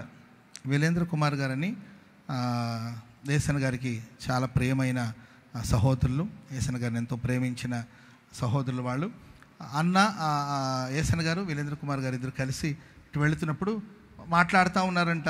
గుడారాల పండగ గుంటూరుకు షిఫ్ట్ చేస్తే బాగుంటుంది, గుంటూరుకు వస్తే బాగుంటుంది, లేమల నుండి ఇటు మారిస్తే బాగుంటుంది అని మాట్లాడితే ఇక్కడ బండి ఆపారంటండి. ఆపి మాట్లాడుకుంటున్నప్పుడు వెంటనే వీరేంద్ర కుమార్ గారు అన్నారంట యేసన్ గారితో, అన్న మీరు ఏమనుకోకపోతే ఇక్కడ ఒక స్థలం ఉంది, నాకు ఒక చిన్న స్థలం ఉంది, ఒకవేళ మీరు ఇక్కడ పరిచయం చేస్తే అయితే చేయొచ్చు అన్నారంట. ముళ్ళ తుప్పలు, గచ్చపొదలు, ఇప్పుడున్న పాత మందిర స్థలం. స్తోత్రం చెప్పండి అందరు గట్టిగా. ఆ పాత మందిర ఇక్కడ స్థలం మరుగై ఉన్న ఏంటండి అంధకార స్థలములలో ఉంచబడిన నిధిగా ఈ గోరంట్ల పరిచయం దేవుడు మనకిచ్చాడు. చెప్పండి కూడా మొదలు గట్టి గట్టి గట్టి గట్టి గట్టిగా హల్లెలూయా. అంధకార స్థలములో ఎక్కడో ఒక మూల మీద మన పాత చర్చ్ ఉంది కదండి, ఆ పాత మందిరం అక్కడ ఉంటుంది కదండి, అక్కడ ఒక చిన్న స్థలం. అప్పుడు ఆయన ఇక్కడ చేస్తే బాగుంటుందండి. వెంటనే ఆయన ఇద్దరు ఆ రాత్రి వేళ ఆ రోడ్డు మీద నిలబడి ప్రార్థన చేయడం, ఆ తర్వాత వచ్చి ఇక్కడ పరిచర్య ప్రారంభించడం, ఆ తర్వాత దైవజనులు యేసన్ గారు, మేరక గారు కొంచెం స్థలాన్ని తీసుకోవడం, ఆ తర్వాత మందిరం నిర్మించడం, ఆ తర్వాత మేము వెనుకున్న మనం కొంచెం స్థలాలు కొంటూ ఈరోజు ఇంత పెద్ద స్థలాన్ని దేవుడు మనకు అనుగ్రహించి మరుగై అంధకారంలో ఉంచబడిన ఈ నిధిని దేవుడు మనకి ఇచ్చాడు. చెప్పండి కూడా అందరు గట్టిగా గట్టి గట్టి గట్టి గట్టిగా హల్లెలూయా. చెప్పండి గట్టి హల్లెలూయా. మీకోసం ప్రభు ఎక్కడో ఏ అంధకారంలో ఒక నిధిని దాచి ఉంచాడు ప్రభు. ఏదో రహస్య స్థలములో మరుగైన ధనమును దేవుడు దాచి ఉంచాడండి. ఇశ్రాయేలు పరిశుద్ధ దేవుడు. ఇది ఏ మాసం చెప్పాలి? శ్రావణ మాసమా? సెప్టెంబర్ మాసం. ఈ సెప్టెంబర్ మాసంలో దేవుడు దాచబడిన ధన నిధులను దేవుడు మనకు అనుగ్రహించబోతున్నాడు. మరుగై ఉన్న ధన నిధులను దేవుడు మనకు అనుగ్రహించబోతున్నాడు. Praise the lord. ఎక్కడి నుండో కాదండి, మనకు కలిగిన దాన్ని బట్టి ప్రభు అప్పుల బాధలు, రుణ బాధలు, ఆమె ఇబ్బందులు పడుతుంది, పోరాడుతూ ఉంది. దైవజనుడు అన్నాడు, అమ్మా నీ యొద్ద ఏమైనా ఉన్నదా? Praise the lord. నా దగ్గర ఏముంది బాబు? కొంచెం చిన్న పాత్ర, దాంట్లో కొంచెం నూనె తప్ప ఇంకేముంది బాబు? నా దగ్గర ఏముంది బాబు? నా దగ్గర ఏం లేదు. ఉంటే నేనేదో చేసి అప్పులు తీర్చుకుంటాను, కానీ నీ దగ్గరికి ఎందుకు వచ్చి అడుగుతాను బాబు? లేకే కదా నీ దగ్గర ఏమైనా ఉందంటే, ఒక చిన్న పాత్ర ఉందయ్యా, దాంట్లో కొంచెం నూనె ఉందంటే, ప్రియులరా ఆ పాత్రలోనే దాచబడి ఉందండి నిధులు. స్తోత్రం చెప్పండి అందరూ గట్టిగా. ఆ పాత్రలోనే దాచబడి ఉందండి. ప్రార్థన చేసిన వెంటనే ఆ చీకటి ఆ పాత్రలో నుండి తొలగిపోయిందండి. ఆ పాత్ర నుండి నూనె ప్రవాహంలాగా పారడం ప్రారంభించబడింది. ఆమె రుణబాధలన్నీ కూడా తొలగిపోయింది. ఆమె పిల్లలు కాపాడబడ్డారు. ఆమెకు ఒక జీవనోపాధి కలిగింది. ఈ ప్రశస్త రాత్రి అప్పుల బాధలు, రుణ బాధలు, సమస్యలు, ఏం చేయాలో తోచని స్థితిలో మీరు ఉన్నారేమో. ఏదో ఒక చీకటి మీ నిధిని, ఏదో ఒక అంధకారం దేవుడు మీ కొరకు సిద్ధపరిచిన వాటిని కప్పి దాచి ఉంచిందేమో. ఆ చీకటిని అంతా దేవుడు తొలగించబోతున్నాడు. ఆ మరుగైన నిధులను దేవుడు మీకు అనుగ్రహించబోతున్నాడు. సర్వ సమృద్ధి చేత నా దేవుడు నేను నడిపించునుగాక. నీ పాత్ర నిండి పొంగి పొర్లేటట్లుగా దేవుడు సమృద్ధిని ఇవ్వబోతున్నాడు. ఐశ్వర్యం పాపమేమి కాదు. ఐశ్వర్యం పాపం అండి? చెప్పాలి. ఐశ్వర్యం పాపమా? ఐశ్వర్యం పాపమే కాదు. అబ్రహాము లోతు కలిసి నివసించలేనంతగా ఆస్తి వాళ్ళకి విస్తరించిందంట. ఆమె చెప్పండి గట్టిగా. అబ్రహాము లోతు కలిసి నివసించలేనంత ఆస్తి. ఒకానొక సమయంలో ఆ సంపదను బట్టి వాళ్ళు విడిపోవలసిన పరిస్థితి వచ్చింది. నేను నమ్ముచున్నాను, విశ్వసిస్తున్నాను, నిశ్చయముగా ఈ చీకటి ఎట్లా తొలగిందో అట్లా మీ నిధుల మీద ఉన్న చీకటిని దేవుడు తొలగించబోతున్నాడు. మిమ్మల్ని ఆస్తికి కర్తలుగా ప్రభు మార్చబోతున్నాడు. సర్వ సమృద్ధిని దేవుడు అనుగ్రహించబోతున్నాడు. మీ నిధులను దేవుడు నింపబోతూ ఉన్నాడు. హల్లెలూయా. ఒక 10 రూపాయలు ఖర్చు పెట్టడానికి 10 సార్లు ఆలోచించాల్సిన అవసరం లేదండి.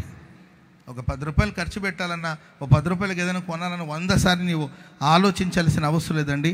నా దేవుడు సర్వ సమృద్ధి నీకు అనుగ్రహించునుగాక. మొదట నీవు కొద్దిగా ఉండి నన్ను తుదకు మహా అభివృద్ధిని పొందబోతున్నావు. హల్లెలూయా. ఈ వాక్యాన్ని చెప్తున్నా నేను. ఒకానొక కాలంలో ప్రియులు ఒక 500 రూపాయలకి, ఒక 1000 రూపాయలకి కష్టపడిన సందర్భాలు కూడా ఉన్నాయి. ఒక 500 రూపీస్కి, ఒక 1000 రూపాయలకి సేవలో, ప్రైజ్ ది లార్డ్, ఒక 2000 రూపాయల కోసం రోజంతా ఉపవసించి ప్రార్థించిన సందర్భాలు ఉన్నాయి. ఒక 2000 రూపాయలు ఒక చోట రెంట్ కట్టుకోవడానికి లేక, ఏది హోసన్న సంస్థలోనే మినిస్ట్రీస్లో ఉంటూ ఏంటండి, ఒక 2000 రూపాయలు అంటే ఏసన్ గారు ఇవ్వలేక కాదు, నీతిమంతుడు విశ్వాస మూలంగా బ్రతుకుతాడు.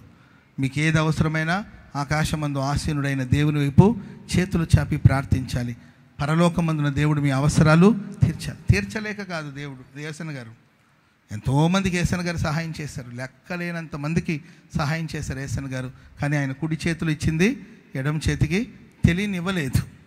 వాళ్ళను కూడా మీరు ఎవరికి చెప్పకూడదని ప్రభు చెప్పాడు. అట్లా ఏసన్ గారు చెప్పారు. అట్లా చాలామంది మేలు పొందారు. కానీ ఆయన ఆత్మీయ పిల్లలైన మాకు మాత్రం విశ్వాసం నూరి పోసాడు. ఆయన విశ్వాసం నేర్పాడు. ఏదైనా అవసరమైతే ఇవ్వలేక కాదండి, ఆయన చాటున ఉండి చూస్తూ ఉంటాడు. ఏం చేస్తారు వీళ్ళు? Praise the Lord. మరీ మేము తట్టుకోలేని పరిస్థితి వచ్చినప్పుడు అప్పుడు వచ్చి చేయి చాపి ఆయన పైకెత్తి మా అవసరాలు తీర్చేవాడు. Praise the lord. కానీ మమ్మల్ని కొంతకాలం పరీక్షలు పెట్టేవాడు. పరీక్షలు పెట్టి ఈ ఆపదలు వీళ్ళు ఏం చేస్తారు? ఎవరి వైపు చూస్తారు? మనుషుల వైపు చేతులు చాపుతారా, దేవుని వైపు కన్నులెత్తి చూస్తారని ఆయన మమ్మల్ని పరీక్షలు పెట్టేవాళ్ళు. ప్రియులారా, మేము ఆ పరీక్షలు నిలిచి ఉండి ప్రతిదాని కోసం ఒక 2000 రూపాయల కోసం ఒక రెంట్ కట్టుకోవడానికి, ఏది మందిరానికి రెంటు, రూమ్ రెంట్ కాదు, అది ఒక ప్రేయర్ హాల్స్ తీసుకొని అక్కడ హాల్స్లో ప్రేయర్ జరిగించినప్పుడు ఒక 2000 రూపాయల కోసం రోజంతా ప్రభుసల్లో మోకాళ్ళ మీద ఉండి ప్రార్థన చేసుకున్నాడు. ఆ హాల్ ఓనర్ వచ్చి రెంట్ కట్టమని అడిగితే అప్పటికి వారం 10 రోజులు అయి ఉంటుంది. ఆయన అప్పటికి 4-5 సార్లు వచ్చి ఉంటాడు. ఏం చెప్పాలో అర్థం కాక అలాగే మోకాళ్ళ మీద ఉండి ప్రార్థన చేసుకుంటుంటే ఏదో ఒక దిక్కు నుండి దేవుడు అద్భుతంగా సహాయాన్ని అందిస్తే దేవునికి కృతజ్ఞతాస్తుతులు చెల్లించి ప్రైజ్ ది లార్డ్. మొదట నీవు కొద్దిగా ఉండినను తుదకు నీవు మహా అభివృద్ధిని పొందుతావు. చెప్పండి కూడా మంది గట్టిగా హల్లెలూయా చెప్పండి, గట్టిగా హల్లెలూయా. ఉన్న పళంగా మాకు ఈ స్థాయి ఈ స్థితి ఏమీ రాలేదండి. డే బై డే దేవుడు మమ్మల్ని ఆశీర్వదించి అంధకార స్థలములో ఉంచబడిన నిధులను దేవుడు అనుగ్రహించి రహస్య స్థలములోని మరుగైన ధనమునిచ్చి ఈరోజు ఈ పరిచయం ఇంత మహిమగా ప్రభు కొనసాగిస్తూ ఉన్నాడు. హల్లెలూయా. మీ జీవితంలో మీకు ఒకవేళ ఆర్థిక ఇబ్బందులు ఉన్నాయా, అంటే శ్రమలో ఉన్నారా, పోరాటాలు ఉన్నారా, మనుషుల్ని భుజబలంగా భావించొద్దు, మనుషుల వైపు కనులెత్తి చూడొద్దు, మనుషుల వైపు చేతులు చాపొద్దు. ఆకాశమందు ఆసీనుడైన దేవుని తట్టు చేతులెత్తి మీరు ప్రార్థించండి. నిశ్చయముగా మరుగై ఉన్న అంధకారంలో మరుగై ఉన్న ధననిధులను దేవుడు మీకు అనుగ్రహించబోతున్నాడు. దాచబడిన ధననిధులు దేవుడు మీకు అనుగ్రహించబోతున్నాడు. ఇంకా ఇత్తడి తలుపులను దేవుడు పగలగొట్టబోతున్నాడు. ఇనప గడియలను దేవుడు విర్రగొట్టబోతున్నాడు. సర్వ సమృద్ధిని దేవుడు మీకు అనుగ్రహించబోతున్నాడు. సమృద్ధితో ఈ రాత్రికి నుండి మీరు తిరిగి వెళ్ళబోతున్నారు. ఈ మాటలు మన వినికిడిలో ప్రభు స్థిరపరిచి ఆశీర్వదించుగాక. మన దేవుడు ఎవరండి? ఇశ్రాయేలు. చెప్పాలి, ఇశ్రాయేలు, ఇశ్రాయేలు, ఇశ్రాయేలు. చెప్పాలి, ఇశ్రాయేలు, ఇశ్రాయేలు, ఇశ్రాయేలు. పరిశుద్ధ దేవుడు. మనం ఏం చేయాలంటే ఉత్సాహధ్వని చేయాలి. ఉత్సాహధ్వని బిగ్గరగా చేయాలి. Praise the lord. అప్పుడు ఆయన మనల్ని రక్షిస్తాడు. ఆయన మనకు ఉపదేశం చేస్తాడు. ఆయన మనకు ఉత్తరం ఇచ్చి మనతో పాటు ఉండడమే కాకుండా ఆయన మనల్ని విడిచిపెట్టకుండా దాచబడిన ధననిధులను దేవుడు మనకిస్తాడు. ఈ మాటలన్నీ మన వినికిడిలో ప్రభు స్థిరపరిచి ఆశీర్వదించి నడిపించుగాక. అందరూ అలాగే లేచి నిలబడండి. ఒక చిన్న ప్రార్థన చేసుకుందాం. మహాగణుడా, పరిశుద్ధుడు అయిన నా ప్రియ పరలోకపు తండ్రి, మీకు స్తోత్రములు స్తోత్రములు స్తోత్రములు స్తోత్రములు నాయన. ఈ సంపూర్ణ రాత్రి ఉపవాస ప్రార్థన ప్రారంభము నుండి ఇంతవరకు మీ నామానికి మహిమకరంగా పరిశుద్ధ దేవునిగా మీరు మా మధ్యలో ఉండి జరిగించినందుకై మీకు స్తోత్రములు స్తోత్రములు చెల్లిస్తూ ఉన్నాము నాయన. ఆశతో మీ పాద సన్నిధికి వచ్చిన జన సమూహాన్ని ఉద్దేశించి మీరు మాట్లాడిన ప్రతి మాట కొరకు మీకు స్తోత్రములు చెల్లిస్తూ ఉన్నాము తండ్రి. ఇశ్రాయేలు పరిశుద్ధ దేవా, మీరు మా మధ్యలో సంచరిస్తూ ఉండగా అలసిన ప్రాణములని తెప్పరిలింప చేసి కన్నీళ్ళని నాట్యముగా మరల్చి మా బ్రతుకులో గొప్ప ఉత్సాహ ధ్వని కలిగేటట్లుగా మీ జీవపు మాటలు మీరు అనుగ్రహించినందుకు మీకు స్తోత్రములు చెల్లిస్తూ ఉన్నాం. ఇంత ప్రేమ కలిగిన దేవునిగా మీరు మా మధ్యలో సంచరించారయ్యా, మీకు స్తోత్రములు చెల్లిస్తున్నాం. ఇశ్రాయేలు పరిశుద్ధ దేవునిగా మీరు మా మధ్యలో ఉండి మమ్మల్ని రక్షించే దేవుడివని మీరు సెలవిచ్చిన ప్రతి మాట కొరకు మీకు స్తోత్రమయ్యా. నిజమేనాయనా ప్రభు, లోకమనే నా తండ్రి భయంకరమైనటువంటి శత్రు పరిస్థితులు కొనసాగింపబడుతూ ఉండగా, క్రూరత్వాలు ప్రదర్శిస్తూ ఉండగా, సింహము ఎలుగు బంటిల వలె నా తండ్రి భయానకమైన పరిస్థితులు కలగజేస్తూ ఉండగా, వాటి మధ్యలో దయాళుడా, సర్వశక్తి కలిగిన వాడా, నేనున్నానని మా మధ్యలో నిలిచినందుకై మీకు స్తోత్రములు చెల్లిస్తూ ఉన్నాము నాయన. మా కన్నీటిని నాట్యముగా మరల్చినందుకు స్తోత్రములు నాయన. అధైర్యాన్ని తొలగించినందుకు స్తోత్రములు నాయన. మీరు మాకున్నందుకై మీకు స్తోత్రములు చెల్లిస్తూ ఉన్నాము నాయన.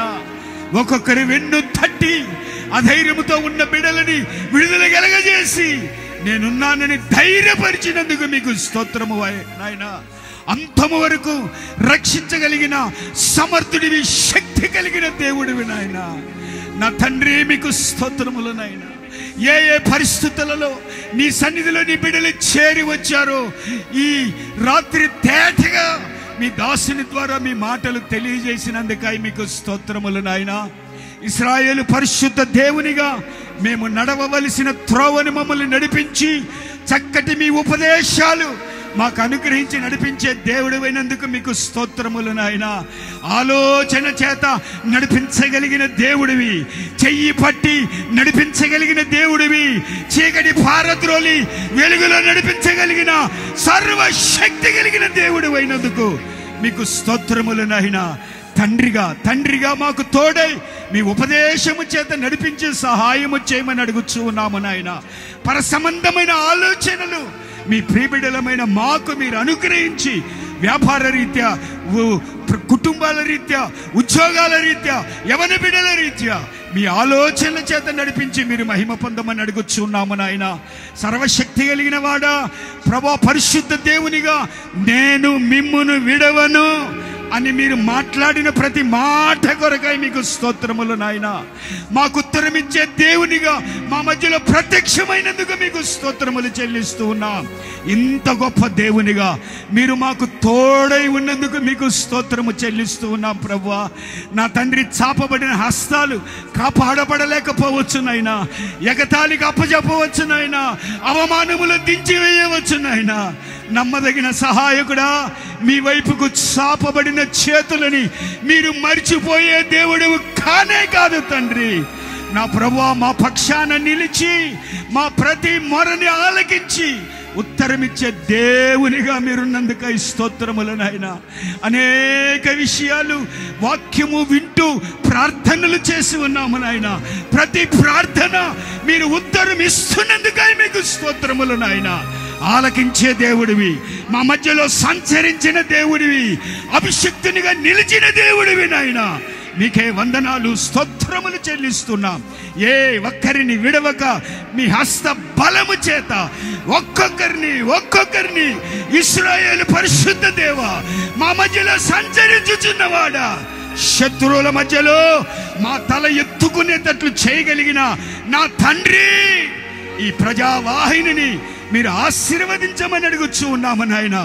పరిశుద్ధ దేవునిగా దీన దరిద్రతలో మమ్మల్ని వదిలిపెట్టక కనికరించి ఆస్తికి కర్తలుగా మారుస్తానని సెలవిచ్చిన మీ మాటల కొరకై స్తోత్రములు నాయన. ప్రతి మాట పరిశుద్ధాత్ముడా తేటగా సంఘాన్ని చేరి వచ్చిన బిడ్డలని మమ్మల్ని ఉద్దేశించి మీరు మాట్లాడినందుకై మీకు స్తోత్రం. మీ సన్నిధిని మాకు ఉంచినందుకై మీకు స్తోత్రములు నాయన. మీ వాక్యం విత్తన మీ దాసుని బట్టి కూడా ప్రార్థన చేస్తున్నాను. ఇశ్రాయేలు పరిశుద్ధ దేవునిగా నీ దాసునికి తోడై ఉండమని అడుగుచున్నాము నాయన. ఈ యొక్క ప్రభా మినిస్ట్రీ నడిపించుటకు కావలసిన అభిషేకమును మరింతగా అనుగ్రహించి సహాయము చేయండి. వెళ్ళిన ప్రతి చోట బలమైన హస్తంలో ఎత్తిపట్టి నడిపించమని అడుగుచూ ఉన్నాము నాయన. ఇంతవరకు మీ సన్నిధి సముఖము తోడుగా ఉంచినందుకు మీకు స్తోత్రాలు చెల్లిస్తున్నాం. ఉదయకాలంలో జరుగుతున్న ఆరాధనలు మీరు ఆశీర్వదించండి. జరగబోతున్న బాప్తిజ కార్యక్రమాలను మీరు దీవించండి. మీ పరిశుద్ధ నామానికే మహిమ తెచ్చుకోమని ఘనత, మహిమ, ప్రభావాలు మీకు ఆరోపిస్తూ యేసు పరిశుద్ధ నామములు అడిగి వేడుకొనుచున్నాము తండ్రి, ఆమేన్. మన ప్రభువైన యేసుక్రీస్తు కృప,